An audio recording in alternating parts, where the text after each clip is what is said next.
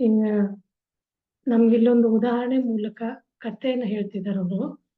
ಯಾವ ರೀತಿ ಉನ್ನತ ಲೋಕದ ಆತ್ಮಗಳು ತಮ್ಮ ಪ್ರೀತಿ ಪಾತ್ರರಿಗೆ ಸಹಾಯ ಮಾಡಕ್ಕೆ ಎಷ್ಟರ ಮಟ್ಟಿಗೆ ಅವರು ಹೋಗ್ತಾರೆ ಅನ್ನೋದ್ರ ಬಗ್ಗೆ ಇಲ್ಲಿ ಒಂದು ಕತೆ ಹೇಳ್ತಾ ಇದ್ದಾರೆ. ಆದ್ರೆ ಇಲ್ಲಿ ಹೆಸರುಗಳು ಒರಿಜಿನಲ್ ಇಲ್ಲ ಅಂತ ಹೇಳ್ತಾರೆ. ಪಾತ್ರಧಾರಿಗಳ ನಿಜವಾದ ಹೆಸರನ್ನು ನಾವು ಬದಲಾಯಿಸಿವಿ ಅಂತ ಹೇಳಿ.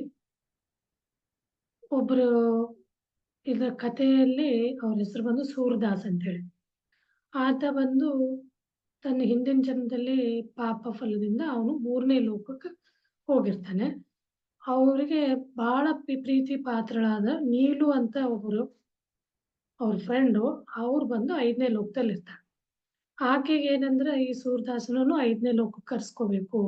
ಅವನನ್ನು ಮೇಲಿಂದ ಇದಕ್ಕೆ ತರಕ್ ಪ್ರೇರಣೆ ಮಾಡ್ಬೇಕು. ಹಂಗಂತೇಳಿ ತುಂಬಾ ಅವನಿಗೋಸ್ಕರ ಪ್ರಯತ್ನ ಮಾಡ್ತಾ ಹೋಗ್ತಾಳೆ ಇಲ್ಲಿ.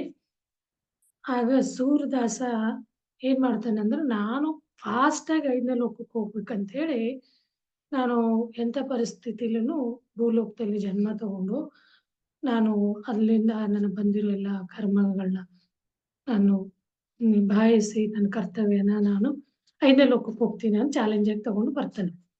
ಆಗಲ್ಲ ಅಂದ್ರೆ ಇಲ್ಲ ನಾನು ಮಾಡ್ತೀನಿ ಅಂದ್ರೆ ಎಂಥ ಕೆಟ್ಟ ತಾಯಿನ ಅವನು ಆರಿಸ್ಕೊಂಡು ಬರ್ತಾನೆ. ಅವಾಗ ಅವನಿಗೆ ಅನ್ಕೊಂತಾನೆ ಇಲ್ಲ ನಾನು ಅಲ್ಲಿದ್ದಾಗ ಗೊತ್ತಾಗಲ್ಲ, ನಾವು ಒಳ್ಳೆ ಎನರ್ಜಿ ಫುಲ್ ಹೈ ಎನರ್ಜಿಲಿ ಇರ್ತೀವಿ. ಅವ್ನು 100% ಇಲ್ಲ ನಾನು ಮಾಡ್ತೀನಿ, ಎಂಥ ಕಷ್ಟ ಬಂದರೂ ಪರವಾಗಿಲ್ಲ, ನಾನು ಸರಿ ಹೋಗಿ ವಾಪಸ್ ನಾ 5ನೇ ಲೋಕಕ್ಕೇನೆ ಬರ್ತೀನಿ ಅಂಥೇಳಿ ಬರ್ತಾನೆ. ಬಟ್ ಅವನು ಬಂದ ಮೇಲೆ ಅವ್ರ ತಾಯಿ ಅಂತೂ ಕೆಟ್ಟ ತಾಯಿ ಅಂತ ಹೇಳಿದಾಗ ಇಲ್ಲಿ ಅವ್ರು ಯಾವುದೇ ರೀತಿಯಾದ ಇವನಿಗೆ ಸಹಾಯನೇ ಮಾಡಲ್ಲ. ಭಾಳ ದುಷ್ಟ ಮಹಿಳೆಗೆ ಜನ್ಮ ತಗೊಂಡು ಬರ್ತಾನೆ. ಅವಳು ಭೂಮಿಯಲ್ಲಿ ಒಂದು ಮಾಟಗಾತಿ ಥರ ಇರ್ತಾಳೆ. ಆಮೇಲೆ ಅಷ್ಟಕ್ಕೂ ಇವನು ಸೂರದಾಸ ಅನ್ನೋನು ಒಂದು ಅನೈತಿಕ ಸಂಬಂಧದಿಂದ ಹುಟ್ಟಿದವಾಗಿರ್ತಾನೆ. ಹಂಗಾಗಿ ಅವನಿಗೆ ಅವ್ರ ಅಮ್ಮನಿಗೆ ಇವನ ಮೇಲೆ ಪ್ರೀತಿನೇ ಇಲ್ಲ.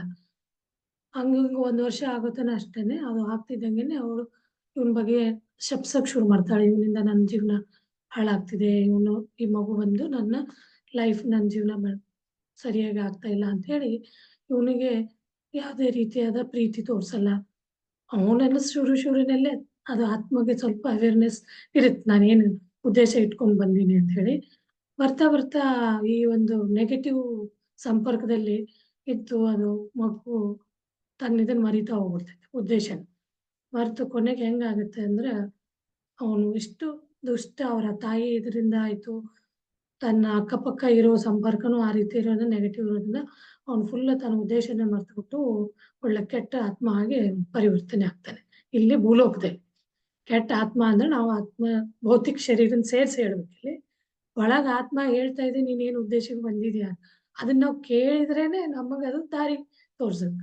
ಅವನದೆಲ್ಲ ಬಿಟ್ಟು ಪಡ್ಡೆ ಹುಡುಗರ ಜೊತೆ ಫ್ರೆಂಡ್ಶಿಪ್ ಮಾಡಿಕೊಂಡು ಸ್ಕೂಲೆಲ್ಲ ಹೋಗಲ್ಲ. ಎಲ್ಲಿ ಅವನು ಊಟ ಮಾಡ್ತೀನಿ ಅಂತ ಗೊತ್ತಿಲ್ಲ. ಅವನಿಗೆ ಜೀವನನೇ ಏನು ಅಂತ ಅಂದರೆ ಎಲ್ಲೋ ಏನು ಸುಳ್ಳು ಹೇಳೋದು, ಇದು ಉಡಾಳ ಹುಡುಗರು ಅಂತ ಹೇಳ್ತಾರಲ್ಲ ಆ ಥರ ಪೋಲಿ ಹುಡುಗರ ಜೊತೆ ತಿರುಗಾಡ್ಕೊಂಡು ತನಗೇನಾನ ಬೇಕಿದ್ರೆ ದುಡ್ಡು ಏನೋ ಯಾರಿಗೂ ಮೋಸ ಮಾಡಿದೆ, ಅವರಿಂದ ದುಡ್ಡನ್ನ ಕಿತ್ಕೊಂಡೆ, ಸುಳ್ಳು ಹೇಳೋದು, ಆಮೇಲೆ ವಂಚನೆ, ಈ ಥರ ಮಾಡಿಕೊಂಡು ಅವನು ಜೀವನ ಸಾಗಿಸ್ತಾ ಇರ್ತಾನೆ.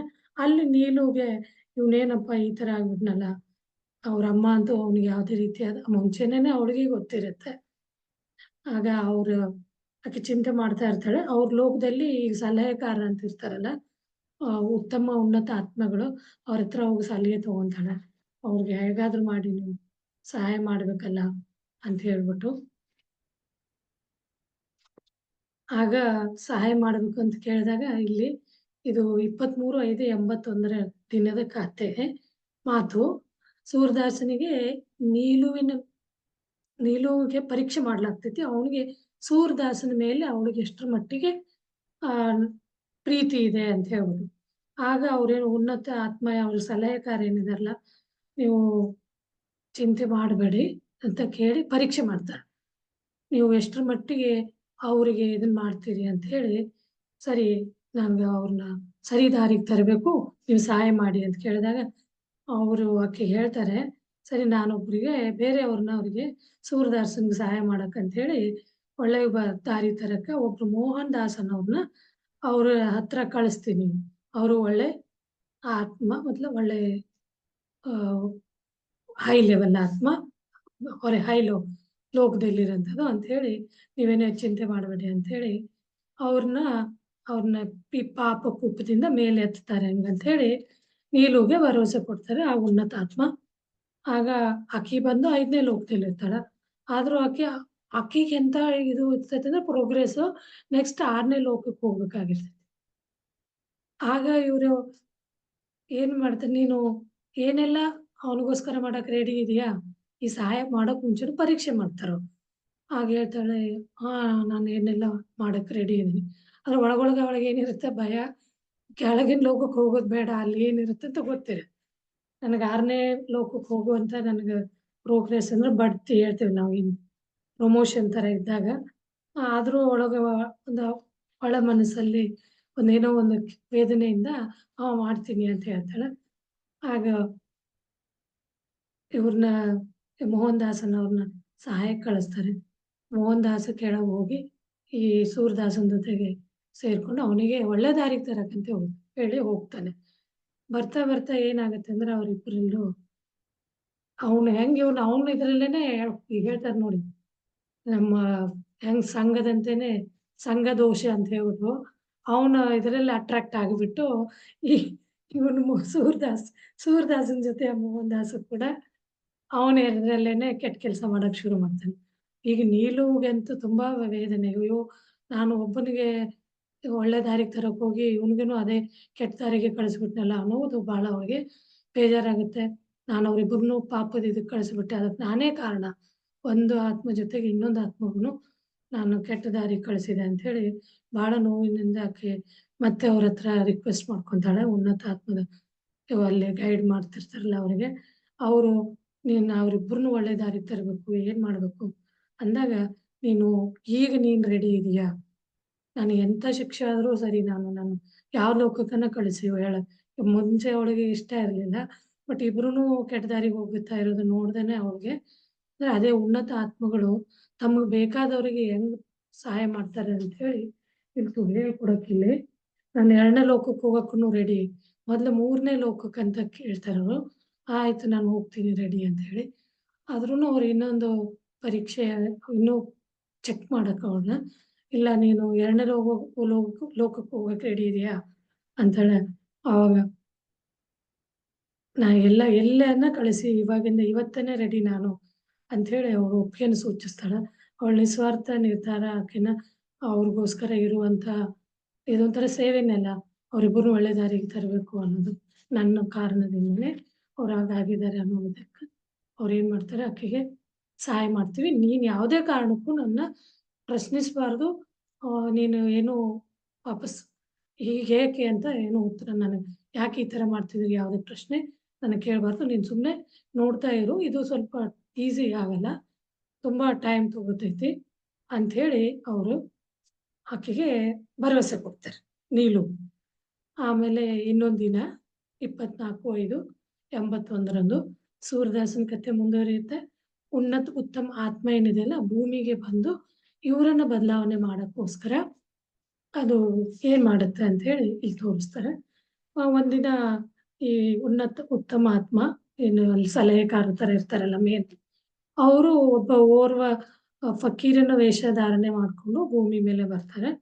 ಆಗ್ಲೇ ಇವರಿಬ್ರು ಸೂರದಾಸ ಮೋಹನ್ ದಾಸ ಭೂಮಿ ಮೇಲೆ ಅನೇಕ ಜನರಿಗೆ ದೋಚನೆ ಅಂದ್ರೆ ವಂಚನೆ ದುಡ್ಡೆಲ್ಲ ಕಿತ್ಕೊಳ್ಳೋದು, ಬೇರೆ ಜನಕ್ಕೆ ತೊಂದರೆ ಮಾಡಿ ಈ ಥರದಲ್ಲಿ ಜೀವಿಸ್ತಾ ಇರ್ತಾರಲ್ಲ. ಒಂದಿನ ಸಾವಿರಾರು ರೂಪಾಯಿ ದೋಚ್ಕೊಂಡು ದರೋಡೆ ಮಾಡಿಕೊಂಡು ಭಾರಿ ಖುಷಿಯಾಗಿ ಮದ್ಯಪಾನ ಮಾಡಿ ಕಾರನ್ನು ಓಡಿಸ್ಕೊಂಡು ಹೋಗ್ತಾ ಇರ್ತಾರೆ. ಚೆನ್ನಾಗಿ ದುಡ್ಡು ಮಾಡಿರ್ತಾರೆ ಅವರು. ಆಗ ಈ ಫಕೀರ ರೋಡಿನ ಮಧ್ಯದಲ್ಲಿ ಅಡ್ಡ ಬಂದ್ಬಿಡ್ತಾನೆ. ಅವ್ರಿಗೆ ತಕ್ಷಣ ಯಾರೋ ಕಾಣಿಸ್ದಂಗೆ ಆಗ್ಬಿಟ್ಟು ಗಾಡಿ ಸೈಡ್ ಮಾಡಕ್ ಹೋಗಿ ಬ್ರೇಕ್ ಹಾಕಕ್ ಹೋಗ್ತಾರೆ, ಬ್ರೇಕ್ ಆಗಲ್ಲ.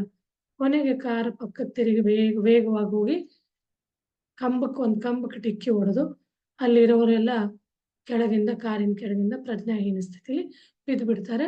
ಆಮೇಲೆ ನೋಡಿದ್ರೆ ಇಬ್ರು ಆಸ್ಪತ್ರೆಯಲ್ಲಿ ಇರ್ತಾರೆ. ಇಬ್ರಿಗೂ ಪ್ರಜ್ಞೆ ಬಂದಾಗ ಆಸ್ಪತ್ರೆ ಹಾಸಿಗೆಯಲ್ಲಿ ನರಳ್ತಾ ಇರ್ತಾರೆ. ಈ ನೋವು ಏನಾಯ್ತು ಅನ್ನೋದು ಅವ್ರಿಗೆ ಗೊತ್ತಾಗಲ್ಲ. ಅಲ್ಲಿ ಸೂರದಾಸನ ತನ್ನ 2 ಕಾಲುಗಳನ್ನ ಕಳ್ಕೊಂಡ್ಬಿಡ್ತಾನೆ. ಮೋಹನ್ ದಾಸ್ ಒಂದು ಕಾಲು ಒಂದು ಕೈ, ಅಪಘಾತದಲ್ಲಿ ಕಳ್ಕೊಂತಾನೆ. ಅವರಿಬ್ಬರಿಗೂ ಗೊತ್ತಾಗತ್ತೆ ನಾವು ಕುಡಿತದಿಂದ ಕಾರ್ ಓಡಿಸ್ತಾ ಇದೀವಿ, ನಿಯಂತ್ರಣ ತಪ್ತು. ಅವ್ರೇನ್ ದೋಚ್ಕೊಂಡು ಹೋಗಿರೋ ದುಡ್ಡೆಲ್ಲ ಕಾರಿಂದ ಆಚೆ ಬಿದ್ದು ಬಿಡ್ತೈತಿ, ಯಾರೋ ತಗೊಂಡು ಹೋಗ್ತಾರೆ ಹಿಂಗೆ ಅಂತ ಹೇಳ್ತಾರೆ. ಆಮೇಲೆ ಈ ಒಂದು ವಿಷಯದಲ್ಲಿ ಈ ಇವನು ಬದಲಾವಣೆ ಯಾವ ರೀತಿ ಆಗುತ್ತಂದ್ರೆ ಇಲ್ಲಿ ಅವನು ಇನ್ನೊಬ್ಬ ಅವನಿಗೆ ಸಹಾಯ ಮಾಡಕ್ ಬಂದಿದ್ನಲ್ಲ, ಅವನಿಗೆ ಒಬ್ಳು ನರ್ಸು ತುಂಬಾ ಚೆನ್ನಾಗಿ ಸೇವೆ ಮಾಡ್ತಾಳೆ. ಅವನಿಗೆ ನಾನು ಏನಕ್ಕೆ ಬಂದಿದ್ದೆ ಅನ್ನೋ ಅವನ ಒಳಗಿನ ಸುತ್ತ ಮನಸ್ಸು ಹೇಳಕ್ ಸ್ಟಾರ್ಟ್ ಮಾಡುತ್ತೆ. ಅಂದ್ರೆ ಆತ್ಮ ಅಂತಾರಲ್ಲ, ನಾನ್ ಮೋಹನ್ ದಾಸು ಏನು ವಿಷಯಕ್ಕೋಸ್ಕರ ಬಂದೆ ಇಲ್ಲಿ ಭೂಲೋಕಕ್ಕ? ಸೂರ್ಯದಾಸನಿಗೆ ಸಹಾಯ ಮಾಡಕ್ ಬಂದೆ. ಬಟ್ ನಾನೇನ್ ಮಾಡಿದೆ? ಅಂದ್ರೆ ನಮ್ ಕಷ್ಟ ಬಂದಾಗ ಸ್ವಲ್ಪ ನಮ್ಗೆ ಎಚ್ಚರಿಕೆ ಆಗುತ್ತೆ ಅಂತ ಹೇಳ್ತೀವಲ್ಲ. ಯಾಕ್ ಕಷ್ಟ ಬಂತು? ಕೆಲವ್ರು ದೂಷಿಸ್ತಾರೆ ದೇವ್ರು ಯಾಕಪ್ಪ ಕಷ್ಟ ಕೊಟ್ಟ ಅಂತ. ಆದ್ರೆ ಇಲ್ಲಿ ಅವನಿಗೊಂದು ತನ್ನ ಅಂತರಾತ್ಮ ಜೊತೆಗೆ ಆತ್ಮ ಸಾಕ್ಷಿ ಜೊತೆಗೆ ಮಾತಾಡ್ತಾ ಅವನಿಗೆ ಪಶ್ಚಾತ್ತಾಪ ಅಂತ ಆಗಕ್ ಶುರು ಆಗುತ್ತೆ. ಆಗ ಈ ನರ್ಸ್‌ನು ತುಂಬಾ ಚೆನ್ನಾಗಿ ಅವನಿಗೆ ಸೇವೆ ಮಾಡ್ತಾಳೆ. ಅವಳ ಸೇವೆ ನೋಡಿ ನಿಸ್ವಾರ್ಥ ಸೇವೆ ನೋಡಿ ಇವನಿಗೆ ಅವಳ ಮೇಲೆ ಇಷ್ಟ ಆಗುತ್ತೆ. ಆದ್ರೆ ಭಯ, ನಾನು ಇಷ್ಟೊಂದು ದುಷ್ಟ ಇದ್ದೀನಿ. ಅಲ್ಲದೆ ನಾನು ಒಂದ್ ಕೈ ಕಾಲಿಲ್ಲ. ಹಂಗಿದ್ದಾಗ ನಾನು ಬಯಸೋದು, ಅವಳ ಜೊತೆ ಪ್ರೀತಿನ ವ್ಯಕ್ತಪಡಿಸೋದು ಚೆನ್ನಾಗಿರಲ್ಲ ಅಂತ ಹೇಳಿ ಅವನು ಏನು ಹೇಳಕ್ ಹೋಗಲ್ಲ. ಆಮೇಲೆ ಆ ನರ್ಸ್ ನರ್ಸೇ ಅವನಿಗೆ ಹೇಳ್ತಾಳೆ, ಇಲ್ಲ ನಾನು ಅಂದ್ರೆ ಕೆಲವೊಂದು ಯಾವ ರೀತಿ ಇವು ಎಲ್ಲ ನಮಗ್ ಗೊತ್ತಾಗಲ್ಲ. ಯಾರು ಹೆಂಗ್ ಬಂದ್ರು ಇವ್ರಿಗೆ ನಾವು ಹೊರಗಿನವ್ರು ನೋಡೋರು ಅಂತ ಇವ್ರಿಗೇನ್ ಬಂದಿತ್ತಪ್ಪ ಈ ನರ್ಸ್‌ಗೆ ಅದು ಕೈ ಕಾಲಿಲ್ದೆ ಅಂತ ದುಷ್ಟ ವ್ಯಕ್ತಿನ ತಾನು ತನ್ನ ಜೀವನದಲ್ಲಿ ಆರಿಸ್ಕೊಂಡ್ಲಲ್ಲ ಅಂತೇಳಿ. ಇಲ್ಲಿ ಇಂಥವ್ರಿಗುನು ನಾವು ನೆನೆಸ್ಕೊಳ್ಳೇಬೇಕು. ಯಾವ ರೀತಿ ಸೃಷ್ಟಿಸ್ತಾರೆ ಅಲ್ಲೇ ಇವುಗಳನ್ನೇ ಹೇಳೋದು. ಆ ಉನ್ನತ ಆತ್ಮ ಈ ತರದ ಕೆಲಸ ಮಾಡಿ ಹೋಗ್ಬಿಟ್ಟಿರತ್ತೆ. ಮೇಲೆ ಬರೀ ಒಂದು ಆಕ್ಸಿಡೆಂಟ್ ಕಾರಣ ಮಾಡಿ ಹೋಗಿರ್ತದ ಆ ಆತ್ಮ. ಮಿಕ್ಕಿದೆಲ್ಲ ಇಷ್ಟರ ಮಟ್ಟಿಗೆ ಅವನ ಜೀವನದಲ್ಲಿ ಬದಲಾವಣೆ ಆಗುತ್ತೆ. ಅವನ ಪ್ರಾಮಾಣಿಕತೆ, ಅವನಲ್ಲಿ ಬದಲಾವಣೆ ಅದೆಲ್ಲ ನೋಡಿ ಮೋಹನ್ ದಾಸನ್ ಮೇಲೆ ಅವಳಿಗೂನು ಇಷ್ಟ ಆಗುತ್ತೆ. ಅದವಳೇ ಹೇಳ್ಕೊಂತಾಳೆ, ಇಲ್ಲ ನಾನು ನಿನ್ನ ಜೀವನ ಪರ್ಯಂತ ನಿನ್ನ ನೋಡ್ಕೊಂತೀನಿ. ಅವನಿಗೆ ಕೃತಕ ಕೈ ಕಾಲನ್ನ ಹಾಕಿಸ್ಕೊಡ್ತಾಳೆ ಆಕಿ. ಅವನ ಮದುವೆ ಮಾಡ್ಕೊಂತಾಳೆ. ಬಟ್ ಕೊನೆವರೆಗೂ ಅವನಿಗೆ ಸಹಾಯ ಮಾಡ್ತೀನಿ ಅಂತ ಹೇಳಿ ಅವರು ಇಬ್ರು ಸಾಧಾರಣವಾದ ಮದುವೆ ಮಾಡ್ಕೊಂಡು ಒಳ್ಳೆ ಆರಾಮದಾಯಕ ಜೀವನನ ಸುಖಿ ಜೀವನ ಮಾಡ್ತಾರೆ. ಅವ್ರಿಗೆ 3 ಜನ ಮಕ್ಕಳು ಈಗ್ಲೂ ಇದಾರೆ ಅಂತೇಳಿ ಹೇಳ್ತಿದ್ದಾರೆ. ಅದನ್ನ ಹೇಳ್ಬಿಟ್ಟು ಈ ಮೋಹನ್ ದಾಸ್ ಅವ್ರ ಕಥೆಯಲ್ಲಿ ಒಳ್ಳೆ ಉತ್ತಮ ರೀತಿಯಾಗಿ ಇಲ್ಲಿ ಮುಗೀತು. ಆದರೆ ಇನ್ನು ಸೂರದಾಸನ್ ಕಥೆ ಇದೆ. 25/5/81ರಂದು ಸೂರದಾಸರ ಕಥೆ ಮುಂದುವರಿಯುತ್ತೆ. ಸೂರದಾಸ ಇನ್ನೂ ಕೆಟ್ಟ ಕೆಲಸ ಮಾಡಕ್ ಶುರು ಮಾಡ್ತಾನೆ. ಅವನಲ್ಲಿ ಯಾವುದೇ ರೀತಿಯಾದ ಬದಲಾವಣೆ ಬರಲ್ಲ. ಆಕ್ಸಿಡೆಂಟ್ ಆಗಿದ್ದಕ್ಕೆ ಅವನು ದೂಷಿಸ್ತಾನೆ. ಏನಪ್ಪ ದೇವ್ರು ಹಿಂಗ್ ಮಾಡ್ಬಿಟ್ಟ, ಇಲ್ಲೇ ನೋಡಿ. ಅವನಿಗೆ ಈಗ್ಲೂನು ತಾನು ಏನಕ್ಕೆ ಬಂದಿದ್ದೀನಿ ಅನ್ನೋದು ಅವನಿಗೆ ಪರಿಜ್ಞಾನ ಇಲ್ಲ. ಬರ್ತಾನೂ ಇಲ್ಲ ಬದಲಾವಣೆ ಅನ್ನೋದೇನು. ಆಗ ಅವನು ತನ್ನ ಕೆಲಸ ಹಂಗೆ ಮಾಡ್ತಾನೆ ಹೋಗ್ತಾನೆ ಕೆಟ್ಟದ್ದು. ಯಾರನ್ನ ಹೆಂಗೆ ದೋಚಿಸೋದು ಈ ಥರ ಕಾಲಿರಲ್ಲ. ಕಾಲಿಲ್ದೆ ಇದ್ರೂನು ಕೂಡ ಹಂಗೆ ಅಲ್ಲೇ ಕೂತಲ್ಲೇನೆ ಪ್ಲಾನಿಂಗ್ ಮಾಡಿ ಅವನು ತನ್ನ ಮನೆಗೆ ಹೋಗ್ತಾನೆ. ಹೋಗ್ತಾ ರಸ್ತೆಲಿ ಹಿಂಗ್ ತವಳ್ಕೊಂಡು ಹೋಗ್ತಿರ್ತಾನೆ. ಆಗ ಅಲ್ಲೊಬ್ಬ ಫಿಲಿಪ್ ಫಿಲಿಪ್ಸ್ ಅಂತ ಹುಡುಗನ ಹೆಸರು ಹೇಳಿದಾರಲ್ಲಿ. ಒಂದ 19, 20 ವರ್ಷದವನು. ಅವನು ಹಳ್ಳಿಯಿಂದ ಬೆಂಗಳೂರಿಗೆ ಕಾರ್ ಟ್ಯಾಕ್ಸಿ ಡ್ರೈವರ್ ತರ ಕೆಲಸ ಮಾಡಕ್ಕಂತ ಬಂದಿರ್ತಾನೆ. ಅವ್ನ ಯೂಸ್ ಯಾವ ರೀತಿ ಮಾಡ್ಕೊಂತಾನಂದ್ರೆ, ಅವನತ್ರ ತನ್ನ ಸಿಂಪತಿ ತಗೊಂಡು ನನ್ ಕಾಲಿಲ್ಲ, ನಮ್ ತಾಯಿ ಆಕ್ಸಿಡೆಂಟ್ ಆಗಿ ಹಾಸ್ಪಿಟಲಲ್ಲಿದ್ದಾರೆ, ಅವ್ರ ಹತ್ರ ಹೋಗ್ಬೇಕು ನಾನು ಅಂಥೇಳಿ ನನಗೆ ಸಹಾಯ ಮಾಡು ಅಂತೇಳಿ. ಈ ಹುಡುಗ ಹೊಸಬ ಕನಿಕರ ತೋರಿ ಅವ್ನ ಗಾಡಿಲಿ ಕೂಡ್ಸ್ಕೊಂತಾನೆ. ಗಾಡಿಲಿ ಕೂತಿದ್ದಂಗೆ ಸ್ವಲ್ಪ ದೂರ ಹೋಗ್ತಾ ಹಾಸ್ಪಿಟಲ್ ಎಲ್ಲ ಬೇರೆ ಕಡೆಗೆ ದಾರಿಲಿ ಹೋಗ್ತಾನೆ. ಅವನಿಗೆ ಇದು ಚಾಕು ತೋರಿಸಿ ಹೆದರಿಸಿ, ನಾನೊಬ್ಬನು ಜಾದೂಗರ ಮಾಯಾವಿ, ನಾನು ನಿನಗೆ ಏನಾದರೂ ನನ್ನ ಮಂತ್ರಶಕ್ತಿಯಿಂದ ನಾನು ನಿನ್ನ ಯಾವುದಾದ್ರೂ ಪ್ರಾಣಿ ಮಾಡಬಲ್ಲೆ, ಆಗ ನಾನು ಹೇಳ್ದಂಗೆ ಕೇಳ್ಬೇಕು ನೀನು ಅಂತ ತನ್ನ ಗುಲಾಮನ್ ಮಾಡ್ಕೊಂಡ್ಬಿಡ್ತಾನೆ. ಮಾಡ್ಕೊಂಡು ಅವನು ಸಹ ತನ್ನ ತಲೆಯನ್ನು ಯೂಸ್ ಮಾಡಿ ಆ ಹುಡುಗನ ಸಹಾಯ ಮಾಡ್ಕೊಂಡು ಎಲ್ಲ ತನ್ನ ಕೆಲಸ ಶುರು ಮಾಡ್ಕೊತಾನೆ. ಈ ಹುಡುಗ ಒಂದು ಭಯದಲ್ಲಿ ಅವ್ನು ಹೇಳಿದ್ದನ್ನು ಕೇಳ್ಕೊಂಡು ಅದೇ ರೀತಿ ಮಾಡ್ತಾ ಹೋಗ್ತಾನೆ. ಅವನಿಗೆ ಅವ್ರ ತಾಯಿ ಮೇಲೆ ತುಂಬಾ ಸಿಟ್ಟು ಇರುತ್ತೆ. ಆಕೆ ಬದಲಾವಣೆ ಎಲ್ಲ ಆಗಿಲ್ಲ ಅಂಥೇಳಿ ಕೊನೆಗೆ ಅವ್ರ ತಾಯಿಗೂನು ಆಕೆಗೂನು ಏನೋ ಒಂಥರ ಪ್ರೀತಿ ತೋರಿಸ್ದಂಗೆ ಮಾಡಿ ಆಕಿನ ಜೊತೆ ಇದ್ದಂಗೆ ಮಾಡಿ ಅಲ್ಲಿನೂ ಮೋಸ ಮಾಡಿ ಅವರಿಗೆ ಒಬ್ರು ಯಾರೋ ಶ್ರೀಮಂತ ಇರೋ ವ್ಯಕ್ತಿ ಜೊತೆ ಮದುವೆ ಮಾಡಿಸಿ ಹಿಂಗೆಲ್ಲ ಮಾಡಿ ಆ ದುಡ್ಡನ್ನು ತಾನೇ ಎಲ್ಲ ದೋಚ್ಕೊಳಕ್ ತಗೊಂತಾನೆ. ಜೊತೆಗೆ ಆ ಥರ ಎವಿಡೆನ್ಸ್ ಇಟ್ಬಿಟ್ಟು ಪೊಲೀಸರಿಗೊಂದು ಕೇಸ ಫೋನ್ ಮಾಡಿಬಿಟ್ಟು ಹೇಳ್ತಾನೆ, ಹಿಂಗೊಬ್ರು ಹೆಂಗಸಿದ್ದಾರೆ, ಹೆಣ್ಮಗಳು, ಅವಳಿಗೆ ಈ ರೀತಿ ಕೆಲಸ ಮಾಡ್ತಿದ್ದಾಳೆ, ಒಬ್ರು ವ್ಯಕ್ತಿನ ಮದುವೆಯಾಗಿ ಅವನ್ನೆಲ್ಲ ಹಣ ಎಲ್ಲ ದೋಚ್ಕೊಂಡು ಅವ್ನು ಕೊಲೆ ಮಾಡಿದಾಳೆ ಹಂಗಂತೇಳಿ ಕಂಪ್ಲೇಂಟ್ ಹಾಕಿ ಅವನು ಫೋನ್ ಇತ್ತು ಹೋಗ್ಬಿಡ್ತಾನೆ. ಈಗ ಪೊಲೀಸರಿಗೆ ಇದು ಬಂದಿದೆ ಅಂತ ಅಲ್ಲಿ ಹೋಗಿ ಎನ್ಕ್ವೈರಿಗೆ ಹೋಗ್ತಾರೆ. ಅಲ್ಲಿ ಹೋದ್ರೆ ಅವ್ರ ಅಮ್ಮಂದು ಎಲ್ಲ ಅವ್ರಿಗೆ ಹೇಳಿರೋ ಎವಿಡೆನ್ಸ್ ಎಲ್ಲ ಸಿಗ್ತವೆ. ಹಂಗಾಗಿ ಆಕಿಗೆ ನಾವು ಹೋಗಿ ತಗೊಂಡು ಹೋಗಿ ಜೈಲಿಗೆ ಹಾಕಿ ಚೆನ್ನಾಗಿ ಆಕಿಗೆ ಪನಿಷ್ಮೆಂಟ್ ಅಂದ್ರೆ ಶಿಕ್ಷಿಸ್ತಾರೆ, ಹಿಂಸೆ ಕೊಡ್ತಾರೆ. ಯಾಕೆ ಅದಕ್ಕೆ ಅವಳು ಆಹಾರ ಇದ್ಳು ಅಂತ ಹೇಳಿ ಆ ಉನ್ನತ ಆತ್ಮ ಹೇಳುತ್ತೆ. ಆಮೇಲೆ ಏನ್ ಮಾಡಿದೆ ಅಂತ ಹೇಳಿ ಅವಳಿಗೆ ಆ ನೀಲುಗೆಲ್ಲ ವಿಷಯ ಕೊಡ್ತಾರೆ. ಈಗ ಸೂರ್ಯದಾಸ್ ಅಂತೂ ಇನ್ನೂ ಕೆಳಮಟ್ಟಕ್ಕೆ ಹೋಗ್ತಾನೆ, ನಾನು ಏನು ಪ್ರಶ್ನೆ ಮಾಡಬೇಡ ಅಂತ ಹೇಳಿದ್ದೆ. ಬಟ್ ಅವ್ರ ಅಮ್ಮನೂ ಅವಳಿಗೇನು ಆ ಶಿಕ್ಷೆ ಆಗ್ಬೇಕಾಗಿತ್ತು. ಅದು ಒಂದು ರೀತಿಲಿ ಅವ್ನಿಗೆ ಗೊತ್ತಿಲ್ಲದೇನೆ ಮಾಡ್ತಿದ್ದಾನೆ. ಇನ್ನೂ ಅವನು ಜಾಗೃತ ಅವಸ್ಥೆಗೆ ಬಂದಿಲ್ಲ. ತನ್ನ ಸುಪ್ತ ಮನಸ್ಸಿನ ಜೊತೆ ಅವನು ಮಾತಾಡ್ಕೊಂತ ಇಲ್ಲ. ಆದ್ರೆ ಇನ್ನೂ ಕೆಟ್ಟ ದಾರಿಯಲ್ಲೇ ಇದ್ದಾನೆ. ಒಂದು ಕೆಲಸ ಏನಂದ್ರೆ ಅವ್ರ ತಾಯಿಗೆ ಸರಿಯಾದ ಶಿಕ್ಷೆ ಆಗ್ಬೇಕಾಗಿತ್ತು, ಆಯ್ತು. ಯಾರು ಶ್ರೀಮಂತನ ಮದುವೆ ಮಾಡಿದ್ನಲ್ಲ ಅವನು ಒಳ್ಳೆ ಮನುಷ್ಯ ಆಗಿರ್ಲಿಲ್ಲ. ಅವನು ಬೇರೆಯವರಿಂದನೇ ದೋಚ್ಕೊಂಡು ಒಂದು ಶ್ರೀಮಂತನ ಮುಖವಾಡದಲ್ಲಿ ಜೀವಿಸ್ತಾ ಇದ್ದ. ಅದು ಅವನಿಗೆ ಆ ಶಿಕ್ಷೆ ಆಗ್ಬೇಕಾಗಿತ್ತು. ಅಂದ್ರೆ ಮದುವೆಯಾಗಿ ಅವನಿಗೆ ಅದೇ ಅವನು ಸೋಲ್ ಡಿಸೈನ್ ಇತ್ತು, ಆಯ್ತು ಅಂತ ಇದೆಲ್ಲ ಹೇಳೋದಕ್ಕೆ ಇವಳ ಮನಸ್ಸಿಗೆ ಒಂದು ಖುಷಿ ಅನ್ಸುತ್ತೆ. ಏನೋ ಒಂದು ಒಳ್ಳೇದಾಗ್ತಾ ಇದೆ. ಒಬ್ಬ ವ್ಯಕ್ತಿ ಆದ್ರೂ ಹೊರಗೆ ಬಂದಲ್ಲ, ಸೂರ್ಯದಾಸನ್ ಬಗ್ಗೆ ಆಗತ್ತನು ಆಕೆಗೆ ಯಾವುದೇ ರೀತಿ ಡೌಟ್ ಪಡಬೇಡ ಅಂತ ಹೇಳ್ತಾರಲ್ಲ, ಅವರ ಆ ಥರದ್ದೇನು ಮಾಡಕ್ ಸಾಧ್ಯನೇ ಇಲ್ಲ ಅಂತ ಹೇಳಿ ಅವ್ರಿಗೆ ಗೊತ್ತಿರ್ತೈತೆ 5ನೇ ಲೋಕದಲ್ಲಿ ಇರ್ತಾಳೆ. ಬಟ್ ಆಕೆ ಏನು ಮಾಡಕ್ ಆಗ್ತಿರಲ್ಲ. ಬಿಕಾಸ್ ಜಸ್ಟ್ 5ನೇ ಲೋಕ ಅಂದ್ರೆ ಉನ್ನತ ಲೋಕದ ಮೊದಲನೇ ಲೋಕ, ಅಲ್ಲೇನು ಮಾಡಕ್ ಆಗಲ್ಲ. ಅವರೆಲ್ಲ ಗೈಡ್ ಬೇರೆಯವ್ರ ಇದರಿಂದನೇ ನಾವು ಮುಂದುವರಿತಿರ್ತೈತಿ. ಹಂಗಾಗಿ ಆಕೆಗೆ ಒಂದೇನೋ ಮನಸ್ಸಿಗೆ ಸಮಾಧಾನ ಇರ್ತೈತಿ. ಇಲ್ಲಿ ಇವನು ಭೂಲೋಕದಲ್ಲಿ ಫಿಲಿಪ್ಸನ್ ಸಹಾಯ ತಗೊಂಡು ಅವನು ಬೆದರಿಸಿ ತನ್ನ ಗುಲಾಮನ್ ಥರ ಇಟ್ಕೊಂಡು ಏನೇನು ಕೆಟ್ಟ ಕೆಲಸ ಮಾಡಬಾರ್ದು ಎಲ್ಲ ಮಾಡ್ತಾ ಆ ಹುಡುಗ ಅಂತೂ ಅವ್ನು ಬೇಡದಿದ್ರುನು ಅವ್ನು ಹೇಳಿದ್ದೆಲ್ಲ ಮಾಡ್ತಿರ್ತಾನೆ. ಒಳಗೊಳಗನೆ ಅದು ಒಳ್ಳೆ ಹುಡುಗನೇ, ಬಹಳ ಇನ್ನೋಸೆಂಟ್ ಅಂತ ಹೇಳಿದ್ದಾರೆ. ಆದ್ರೆ ಅವನಿಗೆ ಹೇಳಿತನೊಂದು ಮಾತು ಹೇಳಿದ್ದಾರೆ. ಅವ್ನು ಯಾವ ರೀತಿ ಹೇಳಿ ಅವನು ಗುಲಾಮ ಅಂದ್ರೆ ಏನನ್ನ ಮಾಡ್ಲಿ ಹೋಗ್ಬೇಕು ಅಂತ ಯೋಚನೆ ಮಾಡ್ತಿಲ್ಲಲ್ಲ. ಹಂಗ ಅವನಲ್ಲಿ ಬದಲಾವಣೆ ತರಬೇಕು ಅಂದ್ರೆ ಏನ್ ಮಾಡ್ಬೇಕು ಅನ್ನೋದನ್ನ ಇಲ್ಲಿ ಅವನಿಗೆ ಅಪರಾಧ ಬೋಧ ಅಂದ್ರೆ ಕೆಟ್ಟವರಿಗೆ ನಾವು ಸಹಾಯ ಮಾಡೋದನ್ನು ಒಂದು ನಮ್ಮ ಪಾಪನ ಹೆಚ್ಚಿಸ್ತೈತೆ ಅನ್ನೋದನ್ನು ಇಲ್ಲಿ ಆ ಹುಡುಗನಿಗೆ ಫಿಲಿಪ್ಸ್ಗೆ ಅದನ್ನ ರಿಯಲೈಸ್ ಮಾಡಿಸ್ಬೇಕಲ್ಲ ಅಂತ. ಇದರಿಂದ ಏನ್ ಮಾಡ್ತಾರೆ ನೆಕ್ಸ್ಟ್ ಮುಂದಿನ ದಿನದಲ್ಲಿ 26/5/81 ಈ ಸೂರ್ಯದಾಸನ ಕಥೆಯಲ್ಲಿ ಮತ್ತೆ ಅದು ಉನ್ನತ ಆತ್ಮಲೋಕದಿಂದ ಉನ್ನತ ಆತ್ಮ ಬಂದು ಆ ದುರ್ಬಲ ಆತ್ಮ ಏನಿರುತ್ತಲ್ಲ ಫಿಲಿಪ್ಸ್ಗೆ ಧೈರ್ಯ ಅವನಿಗೆ ಸಹಾಯ ಮಾಡುತ್ತೆ. ಯಾವ ರೀತಿ ಅಂದ್ರೆ ಒಂದು ಅಜ್ಜನ್ ಥರ ಅದೇ ಫಕೀರಿನ ರೂಪದಲ್ಲಿ ಬಂದು ಫಿಲಿಪ್ಸನ್ ಜೊತೆ ಮಾತಾಡುತ್ತೆ. ನೀನ್ ಯಾರು ಏನು ಇವ್ನ ಯಾರ ಹತ್ರ ಭಯನೂ ಇವ್ರಿಗೆ ಮಾತಾಡ್ತಿರಲ್ಲ. ಇಲ್ಯಾಕೆ ಬಂದಿ ನೀನೆ ಬಹಳ ಅವ್ನ ಕಾನ್ಫಿಡೆನ್ಸ್ನ ತಗೊಳಕ್ ನೋಡ್ತಾನೆ. ಉನ್ನತ ಆತ್ಮದಿಂದ ಬಂದಿರೋ ಅಂತ ಒಬ್ಬ ಫಕೀರ ಅನ್ನೋರು. ಆದ್ರೆ ಇವನು ಹೆದರ್ತಾನೆ, ಹೇಳ್ಕೊಳಲ್ಲ ಏನು. ಇಲ್ಲ ನೀನು ನನ್ನ ಜೊತೆ ಮಾತಾಡ್ಬೋದು, ನಾನು ಯಾರ ಹತ್ರ ನೀನು ಈ ವಿಷಯನ ಹೇಳಲ್ಲ ಅಂತಂದಾಗ ಸ್ವಲ್ಪ ಕಾನ್ಫಿಡೆನ್ಸ್ ಅಲ್ಲಿ ಅವ್ರ ಮಾತು ಮೇಲೆ ನಂಬಿಕೆ ಬಂದು ನನಗೇನು ಇವರಿಂದ ತೊಂದರೆ ಇಲ್ಲ ಅಂತ ಗೊತ್ತಾದಾಗ ಫಿಲಿಪ್ಸ್ ತನ್ನ ಕತೆ ಹೇಳ್ತಾನ ಮುಂದೆ. ಹಿಂಗೆ ನಾನು ಬಂದೆ ಇಲ್ಲಿ ಒಂದು ಟ್ಯಾಕ್ಸಿ ಕೆಲಸ ಮಾಡ್ಕೊಂಡು ಜೀವ್ಸಕ್ಕಂತ ಬಂದೆ, ಆದ್ರೆ ಇವ್ ನನ್ಗೆ ಸಿಕ್ಕು ಈ ತರ ಆಯ್ತು ಅಂತ ಹೇಳಿ ತಾವು ಮಾಡಿದ್ದೆಲ್ಲ ಕಥೆನೂ ಹೇಳ್ತಾರ.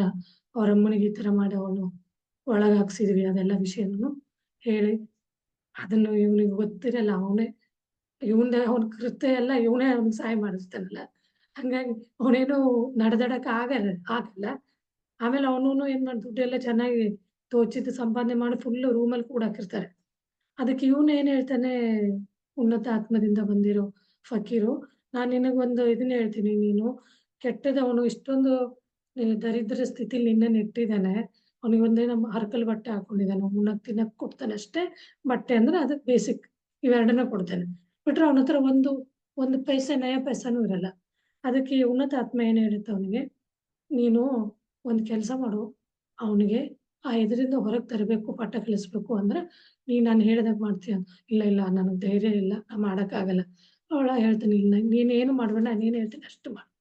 ಮೊದಲು ಒಟ್ಟು ನಾನು ಅವ್ನ ಬಿಟ್ರೆ ಸಾಕು ಓಡೋಗ್ತೀವಿ. ಓಡೋಗೋ ಥರ ಧೈರ್ಯ ಬರುತ್ತೆ ಅವ್ನಿಗೆ. ಅದಕ್ಕೆ ಹೇಳ್ತಾನೆ ಅವನು, ನಾವು ಏನು ದೋಚಿಕೊಂಡು ಕೂಡಾಕಿಟ್ಟಿದ್ದೇನಲ್ಲ, ಅದರಲ್ಲಿ ನೀನು ಬರೀ ₹300 ಮಾತ್ರ ತಗೋಬೇಕು. 300ಗಿನ 1 ಪೈಸೆ ಹೆಚ್ಚು ತಗೊಳಂಗಿಲ್ಲ. ಅಷ್ಟು ದುಡ್ಡನ್ನು ತಗೊಂಡು ಇಲ್ಲಿಂದ ಹೋಗಿ ಬೇರೆ ಊರಲ್ಲಿ ನೀನು ಇದ್ಕೊಂಡು ಅದೂನು ನೀನು ಒಳ್ಳೆ ವ್ಯಕ್ತಿಯಾಗಿ ಜೀವಿಸ್ಬೇಕು.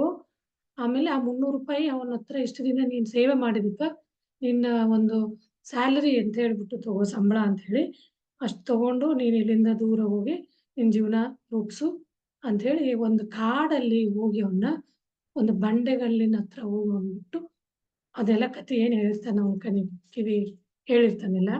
ಇವ ನೆಕ್ಸ್ಟ್ ಡೇ ಅವನಿಗೆ ನಂಬಿಸ್ಬೇಕಲ್ಲ, ಭಾಳ ಚಂದ ಮಾತಾಡಿಸ್ತಾ ಹೇಳ್ತಾನೆ, ನಾವು ಒಂದು ಜಾಗ ಇದೆ ಊರಿಂದ ಆಚೆ, ಅಲ್ಲಿ ತುಂಬಾ ದರೋಡೆ ಮಾಡಿ ತುಂಬಾ ದುಡ್ಡು, ಚಿನ್ನ, ಆಭರಣ ಎಲ್ಲ ಇಟ್ಟಿದ್ದಾರೆ. ಅದನ್ನ ನಾವು ತಗೊಂಬರಕ್ ಹೋಗೋಣ ಅಂತ ಹೇಳೋಣ. ಇವನಿಗೆ ಹೆಂಗೋ ಗುಲಾಮಾಗೆ ಇಟ್ಕೊಂಡಾನೆ ಯಾವತ್ತು. ನನ್ನ ಮಾತಿಂದ ಇವನು ಹಿಂದೆ ಹೋಗಲ್ಲ ಅಂತ ಹೇಳಿ, ಸರಿ ಆಯ್ತು ಅಂತ ಹೇಳಿ ಹೋಗ್ತಾರೆ ಇಬ್ರು. ಈಗೆಲ್ಲ ಅವ ಕಾರ್ ಇದೆ, ಅವನ ಹತ್ರ ಏನೆಲ್ಲ ಇದೆ. ಒಳ್ಳೆ ಜೀವನ ಜೀವಿಸ್ತಿದ್ದಾನೆ ಫೈನಾನ್ಸಿಯಲಿ. ಆಗ ಅವರು ಗಾಡೀಲಿ ಹೋಗ್ತಾ ಕಾಡಿನ ದಾರಿಲಿ ಕರ್ಕೊಂಡು ಹೋಗ್ತಾನೆ. ಅವ್ರು ಹೇಳಿರ್ತಾರೆ ಇಲ್ಲಿ ಹೋಗ್ರಿ ಅಂತೇಳಿ. ಹೋಗಿ ಅಲ್ಲಿ ದೊಡ್ಡದಾದ ಒಂದು ಬಂಡೆಗಲ್ಲು, ಅದನ್ನ ಇವ ಎತ್ಕೊಂಡು ಹೋಗ್ತಾನೆ. 1 ಕಿಲೋಮೀಟರ್ ಅಷ್ಟು ಕಾಲಿಲ್ಲ ಅವನಿಗೆ. ಇದೆಲ್ಲ ಹತ್ರ ಬೇಡ ಇರಬಾರ್ದಲ್ಲಿ ಅವನಿಗೆ ಸಹಾಯಕ್ಕೆ. ಅವನಲ್ಲಿ ಪರಿವರ್ತನೆ ತರಬೇಕೀಗ ಸೂರ್ದಾಸ್‌ನಲ್ಲಿ. ಆಗ ಇವನು ಫಿಲಿಪ್ಸ್ ಅವನ ಹಿಂಗ ಕಾಲಿಲ್ಲದಿದ್ರು ನಡ್ಸ್ಕೊಂಡಿಲ್ಲ, ಹಂಗೆ ಎತ್ಕೊಂಡು ಅಲ್ಲಿವರೆಗೂ ಕರ್ಕೊಂಡು ಹೋಗಿ ಒಂದು ಚಿಕ್ಕದಾದ ಗುಫಾ ತರ ಇರುತ್ತೆ, ಕೇವ್ ಇರುತ್ತೆ.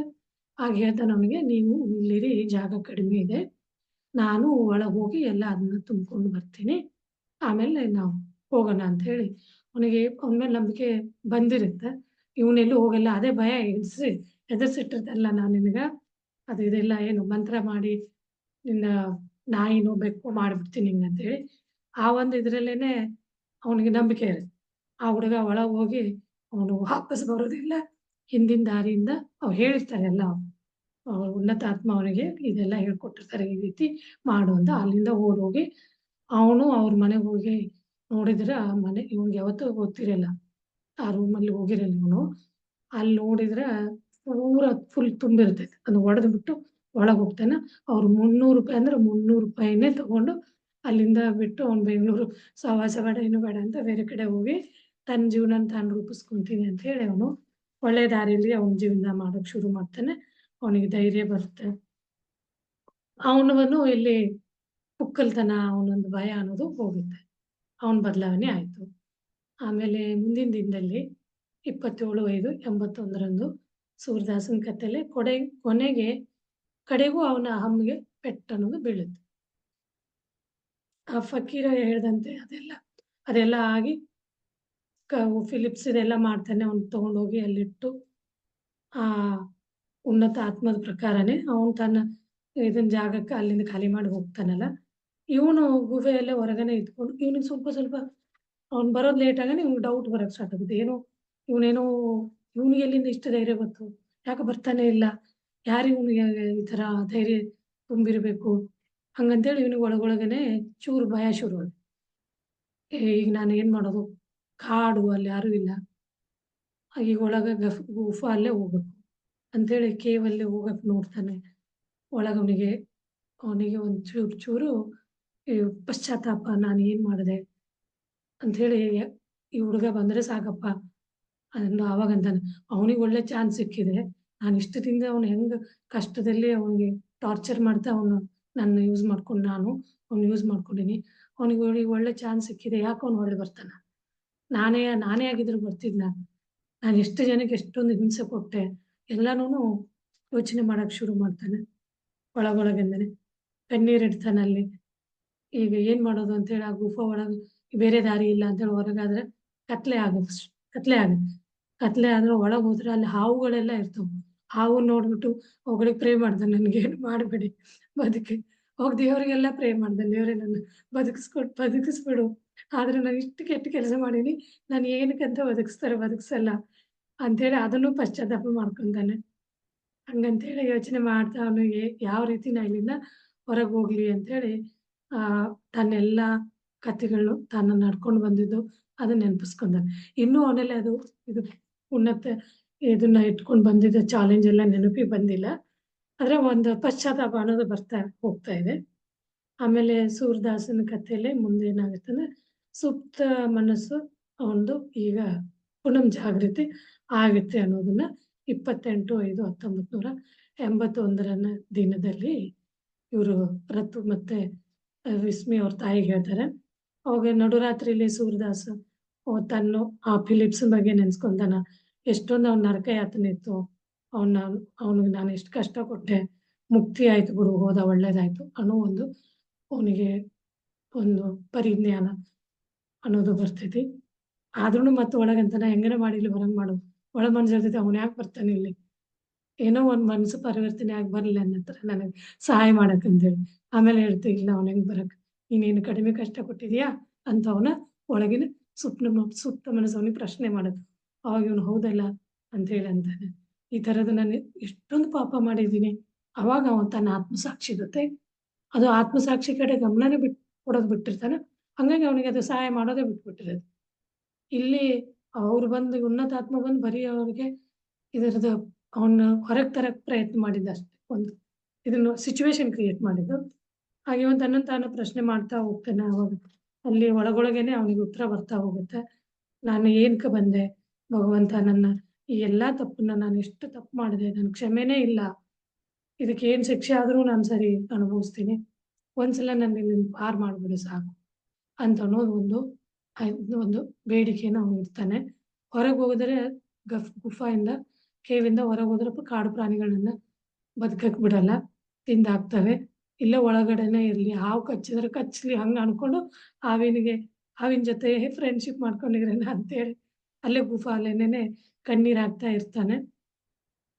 ಇನ್ನೇನು ನಾನು ಯಾರು ಬದುಕಿಸೋಕ್ ಸಾಧ್ಯನೇ ಇಲ್ಲ, ನನ್ ಮುಗೀತು ಜೀವನ ಅಂತೇಳಿ ಯಾರೂ ಇಲ್ಲಲ್ಲ ನಾನು. ಅವನಿಗೆ ಅರ್ಥ ಆಗುತ್ತೆ, ಹೌದಾ ಇನ್ನೆಂದಿಗೂನು ನನಗೆ ಯಾರು ಕರುಣೆ ತೋರ್ಸಕ್ ಸಾಧ್ಯ ಇಲ್ಲ, ನಾನು ಇಷ್ಟೊಂದು ಕ್ರೂರತಾಯಿಂದ ಜೀವಿಸಿದ್ದೀನಿ ಅಂಥೇಳಿ ಅವನು ಯೋಚನೆ ಮಾಡ್ತಾ ಇನ್ನು ನನಗಂತೂ ಬದುಕಕ್ಕ ಸಾಧ್ಯನೇ ಇಲ್ಲ ಅಂತೇಳಿ ಒಂಥರ ಪ್ರಜ್ಞೆ ತಪ್ಪದಂಗಾಗಿ ಅಲ್ಲೇ ಬಿದ್ದಿರ್ತಾನವನು. ಆಗ ಮುಂದಿನ ದಿನ 29/5/81 ಅದೇ ಫಕೀರ ಅವ್ರ ಮುಂದೆ ಕಾಣಿಸ್ಕೊಂತಾನೆ ಅನ್ನೋದು ಕಥೆಯಲ್ಲಿದೆ ಸೂರದಾಸ್ ಮುಂದೆ. ಈಗ ಅವನು ಭಗವಂತನ ಬಗ್ಗೆ ಯೋಚನೆ ಮಾಡಕ್ ಸ್ಟಾರ್ಟ್ ಮಾಡ್ತಾನೆ. ಭಗವಂತ ಅನ್ನೋನು ಸರ್ವಶಕ್ತಿವಾನ್, ಅವನು ಯಾವುದೇ ನಾವು ಒಳ್ಳೆ ಮನಸ್ಸಿನಿಂದ ಅವ್ನು ನೆನ್ಪಿಸ್ಕೊಂಡ್ರೆ ಪ್ರಾರ್ಥನೆ ಮಾಡಿದ್ರೆ ಅವ್ನು ನಮಗ್ ಸಹಾಯಕ್ಕೆ ಯಾರನ್ನಾದ್ರೂ ಕಳಿಸ್ತಾನೆ ಅಂಥೇಳಿ ಅವನು ಯೋಚನೆ ಮಾಡ್ತಾ ಪ್ರೇ ಮಾಡ್ತಾನೆ. ಅದೇ ತನ್ನ ಇದ್ರಲ್ಲೇನೆ ಹೇಳ್ತಾನೆ, ಕನಸಿಂತಾನೆ ಅಲ್ಲಿ ಮಲಗಿರ್ತಾನೆ. ರಾತ್ರಿ ಕಳೀತಾ ಮುಂಜಾನೆ ಸೂರ್ಯನ ಕಿರಣಗಳು ಆ ಕೇವ್ ಮೇಲೆ ಬೀಳ್ತಾ ಹೋಗುತ್ತಲ್ಲ, ಅವನಿಗೆ ಸೂರ್ಯದರ್ಶನಿಗೆ ಆಶ್ಚರ್ಯಚಕಿತ ಆಗಿ ನಿಜಕ್ಕೂ ಅವನೇನೋ ಬದುಕೇ ಇದೀನಲ್ಲ ಅಂತೇಳಿ ಕಂಡ್ಬಿಡ್ತಾನ.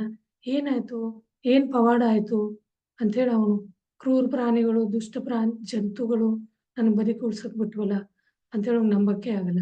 ಆತ್ಮಸಾಕ್ಷಿ ಅವನಿಗೆ ಮೆಲ್ಲನೆ ಹೇಳ್ತೀನಿ, ನೋಡು ಓರ್ವ ಅಸಹಾಯಕ ಅಂಗವಿಕಲ, ನಿನಗ ಕ್ರೂರ ಮೃಗಗಳು ನಿನಗ ಸಹಾಯ ಮಾಡಿದ್ವು, ವಿಷ ಕುರಿತ ಹಾವು ಕೂಡ ನಿನಗೇನು ಮಾಡ್ಲಿಲ್ಲ ಅಂತೇಳಿ, ನೀನ್ ಇಷ್ಟ ಆಗಿದ್ರು ಕೂಡ ಅವು ನಿನಗ ಸಹಾಯ ಮಾಡಿದ್ವು ಅಂತ ಒಳ ಮನಸ್ಸು ಅವನಿಗೆ ಹೇಳುತ್ತೆ.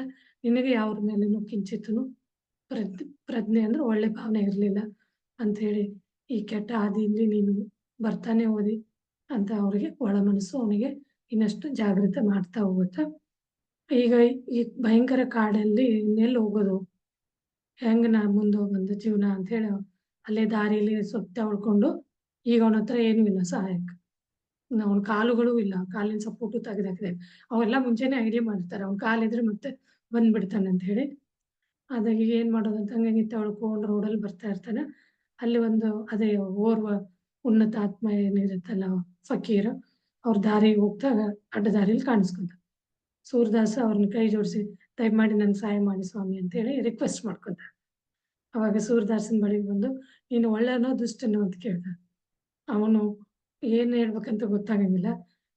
ಆಗೇನ್ ಮಾಡ್ತಾನೆ, ಒಂದ್ ಸ್ವಲ್ಪ ಸುಧಾರಿಸ್ಕೊಂಡು, ನಾನು ದುಷ್ಟರಿಗಿಂತ ದುಷ್ಟ ಆಗಿದೆ, ನಾನೊಂದ್ ಕತೆ ಹೇಳ್ತೀನಿ, ಅದೆಲ್ಲ ನಂಬಿ ನನ್ನ ಮೇಲೆ ನಿಮ್ಗೆ ನಂಬಿಕೆ ಬಂದು ನಾನು ಒಳ್ಳೆಯವನಾಗಿದ್ದೀನಿ, ಆಗ್ತೀನಿ, ಇನ್ನೂ ಆಗಿಲ್ಲ. ಆಗ್ತೀನಿ ಅನ್ನೋ ನಿಮ್ಗೆ ನಂಬಿಕೆ ಬಂದ್ರೆ ನನಗೆ ನೀವು ಸಹಾಯ ಮಾಡಿಲ್ಲ ಅಂದ್ರೆ ಇಲ್ಲೇ ಬಿಟ್ಟು ಹೋಗ್ಬಿಡಿ ನಾನು. ಹಿಂಗೆ ಜೀವಿಸ್ತೀನಿ, ಎಷ್ಟು ದಿನ ಬದುಕಷ್ಟು ಬದುಕ್ತೀನಿ ಹಿಂಗಂತೇಳಿ ಎಲ್ಲ ತನ್ನ ಕಥೆನ ಅವನ ಹತ್ರ ಹೇಳ್ಕೊಂತಾನೆ. ಇವನಿಗೆ ಚೆಕ್ ಮಾಡ್ಬೇಕಾಗಿರ್ತೈತಿ. ಉನ್ನತ ಆತ್ಮ ಫಕೀರಂಗೆ. ಅವಾಗ ಅವನ ಮಾತು ಕೇಳಿ ಇವಂಗ ತನ್ನ ಇದನ್ನ ನೆನಪಿಸ್ಕೊಂಡಿದ್ದಾನೆ. ಅವನಿಗೆಲ್ಲ ಅರಿವಿಗೆ ಬರ್ತೈತಿ. ನಾ ಏನು ಉದ್ದೇಶಕ್ಕೋಸ್ಕರ ಕೆಟ್ಟ ತಾಯಿ ಗರ್ಭನ ಆರಿಸ್ಕೊಂಡು ಬಂದೆ. ಆಮೇಲೆ ಅವಳ ಇನ್ಫ್ಲೂಯೆನ್ಸ್ ಅಲ್ಲೇನೆ, ತಾಯಿ ಇನ್ಫ್ಲೂಯೆನ್ಸ್ ಅಲ್ಲೇನೆ ಕೆಟ್ಟ ಕೆಲಸ ಮಾಡ್ತಾ ಹೋದೆ. ಹಂಗಂತೇಳಿ ನಾನು ನನ್ನ ತಾಯಿಗೂ ಅದನ್ನ ಮಾಡಬಾರ್ದಾಗಿತ್ತು. ಅವೆಲ್ಲ ಅವನಿಗೆ ಪಶ್ಚಾತ್ತಾಪಗಳು ಬರ್ತಾವ. ಆಗ ಅವನು ಫಕೀರನಿಗೆ ಇವನ ಮೇಲೆ ನಂಬಿಕೆ ಬರ್ತೈತಿ. ಆಯ್ತು, ಮತ್ತೆ ಪರೀಕ್ಷೆ ಮಾಡಿದ್ಮೇಲೆ ಮತ್ತೆ ಇದೇ ಕೆಲ್ಸಕ್ಕೆ ಹೋಗಲ್ಲ ಅಂತೇಳಿ ಇಲ್ಲ, ಖಂಡಿತ ಇಲ್ಲ, ನಾನು ಏನಿದ್ರು ನನಗೆ ಭಗವಂತ ಒಳ್ಳೆ ಪಾಠ ಕಲಿಸಿದ, ಇನ್ನು ಮುಂದೆ ನಾನು ಒಳ್ಳೆ ರೀತಿಲಿ ಜೀವಿಸ್ತೀನಿ ಅಂತೇಳಿ ಸೂರದಾಸ ತನ್ನ ಸಂಪೂರ್ಣ ಬದಲಾವಣೆ ಬಗ್ಗೆ ಅವ್ರಿಗೆ ಒಂದು ಖಾತ್ರಿ ಮಾಡ್ತಾನೆ. ಆಗ ಅವನು ಸೂಕ್ಷ್ಮ ಶರೀರದ ಕಂಪನಿಗಳಲ್ಲೆಲ್ಲ ಸಕಾರಾತ್ಮಕವಾದಂಥ ಯೋಚನೆ ಶಕ್ತಿ ಹೊರ ಹೊಮ್ಮಕ್ಕೆ ಸ್ಟಾರ್ಟ್ ಆಗುತ್ತೆ. ಸರಿ, ನಾನೇನು ಸಹಾಯ ಮಾಡ್ತೀನಿ ಅಂತೇಳಿ ಅವನ್ನ ಊಟ ಕೊಡಿಸ್ತಾರೆ, ನೀರು ಎಲ್ಲ ಕೊಡಿಸಿ ಅವನ ಜೋಪಾನವಾಗಿ ಮನೆವರೆಗೂ ಕರ್ಕೊಂಡು ಹೋಗಿ ಅವನು ತನ್ನ ಅಲ್ಲಿ ಮನೆಯಾಗಿ ಹೋಗ್ಬಿಡ್ತಾನೆ. ಅವನ್ನೆಲ್ಲ ತನ್ನ ಏನು ಲೂಟಿ ಮಾಡಿರೋ ಹಣ ಇರುತ್ತಲ್ಲ ಅದನ್ನೆಲ್ಲ ತನಗೆ ಎಷ್ಟು ಬೇಕು ಸಹಾಯಕ್ಕೆ ಅಷ್ಟು ತಗೊಂಡು ಮಿಕ್ಕಿದ್ದನ್ನೆಲ್ಲರಿಗೂ ಬೇರೆಯವ್ರಿಗೆ ದಾನ ಮಾಡ್ತಾನೆ. ಮತ್ತು ಅವ್ರ ತಾಯಿಗೆ ಜೈಲಿಂದ ಹೊರಗೆ ಬಿಡುಗಡೆ ಮಾಡಿಸ್ತಾನೆ. ಮತ್ತು ಅವ್ರ ಅಮ್ಮನಿಗೆ ಕ್ಷಮೆ ಕೇಳ್ತಾನೆ. ಅವಳಿಗೇನು ಅಲ್ಲಿ ಶಿಕ್ಷೆ ಅನುಭವಿಸಿ ಒಳ್ಳೆ ರೀತಿ ಮನಸ್ಸು ಅವ್ರದ್ದು ಬದಲಾವಣೆ ಆಗಿರ್ತೈತಿ. ಸೂರದಾಸನಿಗೆ ತನ್ನ ಪ್ರೀತಿಯ ನೀಲು ಹಾಗೂ ಉನ್ನತ ಆತ್ಮದ ಬಗ್ಗೆ ಇದನ್ನೆಲ್ಲ ಅವ್ರು ನಾನು ಹೊರಗೆ ತಂದ್ರಲ್ಲ, ಆದ್ರೂ ನೀಲುನ ಬಗ್ಗೆನೂ ಅವನಿಗೆ ಈಗ ಅವನ ಕನೆಕ್ಷನ್ ಅಲ್ಲಿ ಬರ್ತಾನೆ. ಇಲ್ಲೇ ಇದ್ಕೊಂಡೇನೆ ಭೂಲೋಕದಲ್ಲೇನೆ ಕೃತಜ್ಞತೆ ಭಾವನೆ ತೋರಿಸ್ತಾನೆ ನೀಲುಗೆ, ಆಮೇಲೆ ಉನ್ನತ ಆತ್ಮಕ್ಕೆ. ಇದರಿಂದ ನೀಲುನು ಬಹಳ ಖುಷಿ ಆಗ್ತಾಳೆ, ಅವ್ರನ್ನ ಹೊರಗೆ ತಂದನ ಅಂತ ಹೇಳಿ ಪಾಪ ಕೂಪದಿಂದ. ಆಮೇಲೆ ಅವ್ರ ಇಲ್ಲಿಂದೆಲ್ಲ ನಾಳೆ 5ನೇ ಲೋಕಕ್ಕೆ ಬಂದೇ ಬರ್ತಾರನೋ ಗ್ಯಾರಂಟಿ ಆಗುತ್ತೆ ಅವಳಿಗೆ. ಆಮೇಲೆ ಇವನು ತನ್ನ ಮನಸ್ಸನ್ನು ಬದಲಾವಣೆ ಮಾಡಿಕೊಂಡು ಅವ್ರ ಅಮ್ಮನ ಜೊತೆ ಈ ಭೂಲೋಕದಲ್ಲಿ ಸುಖವಾಗಿ ಜೀವಿಸ್ತಾನೆ ಅಂತ ಹೇಳಿ ಹೇಳ್ತಾರೆ. ನೀಲು ಅತ್ಯಂತ ಸುಖಿ ಹೃದಯಾಂತರದಿಂದ ಮನಸಾರೆ ಉನ್ನತ ಉತ್ತಮ ಆತ್ಮಕ್ಕೆ ಧನ್ಯವಾದ ಹೇಳ್ತಾಳೆ ಚೇತನ ಆತ್ಮದಿಂದ. ಇಲ್ಲಿಗೆ ಇವ್ರ ಸೂರದಾಸನ ಕಥೆ ಮುಗಿಯುತ್ತೆ. ಮತ್ತೆ ಹೇಳ್ತಾರೆ ಇಲ್ಲಿ ಮುಂದೆ 3591 ನೀವು ಬೇರೆ ಯಾರು ಅಲ್ಲ, ನೀವು ಸುಪ್ತ ಮನಸ್ಸೇ ನೀವು ಅಂತ ಹೇಳ್ತಾರೆ. ಹೇಗೆ ಅಂತ ಕೇಳಿದ್ರೆ, ಈ ಶರೀರ ನಾವು ಅಂತ ನಂಬ್ಕೊಂಡಿದ್ವಿ. ಇದರಲ್ಲಿ ಹೂ ಆಮ್ ಐ ಹೇಳ್ತೀವಲ್ಲ, ನಾನು ಯಾರು ಅನ್ನೋದ್ರಲ್ಲಿ ಇವರು ಆತ್ಮ ಶಬ್ದ ಹೇಳ್ದೆ ಸೂಕ್ತ ಮನಸ್ಸೇ ನೀವು. ರಿಯಲಿಸ್ಟಿಕ್ ಅಲ್ಲಿ ನಾವು ಈ ಶರೀರ ಅಲ್ಲ, ಶರೀರನ ನಾವೊಂದು ನಮ್ಮ ಕರ್ಮಗಳನ್ನ ಕಳ್ಕೊಳ್ಳೋಕ್ಕೋಸ್ಕರ ಈ ಶರೀರನ ತಗೊಂಡ್ ಬಂದಿದ್ವಿ, ನಮ್ಮದೇ ಆದ ಒಂದು ಒಪ್ಪಂದದ ಪ್ರಕಾರ. ಆದ್ರೆ ನಾವು ಶರೀರ ಅಲ್ಲ, ನೀವೇ ಸೂಕ್ತ ಮನಸ್ಸು. ನಾನು ಅಂದ್ರೆ ಈ ಭೌತಿಕ ಶರೀರ ನಾನು ಅನ್ಕೊಂತೀವಿ.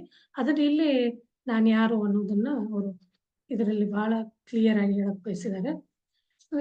ಕೆಲವು ಉನ್ನತ ಉತ್ತಮ ಆತ್ಮಗಳು ಹೊಂದಿದವರು ಮಾತ್ರ ತಮ್ಮ ಸೂಕ್ತ ಮನಸ್ಸನ್ನು, ತಮ್ಮ ದೈಹಿಕ ಮನಸ್ಸನ್ನು ನಿಯಂತ್ರಣದಲ್ಲಿ ಇಟ್ಕೊಳ್ಳೋಕೆ ಸಾಧ್ಯ ಇದೆ.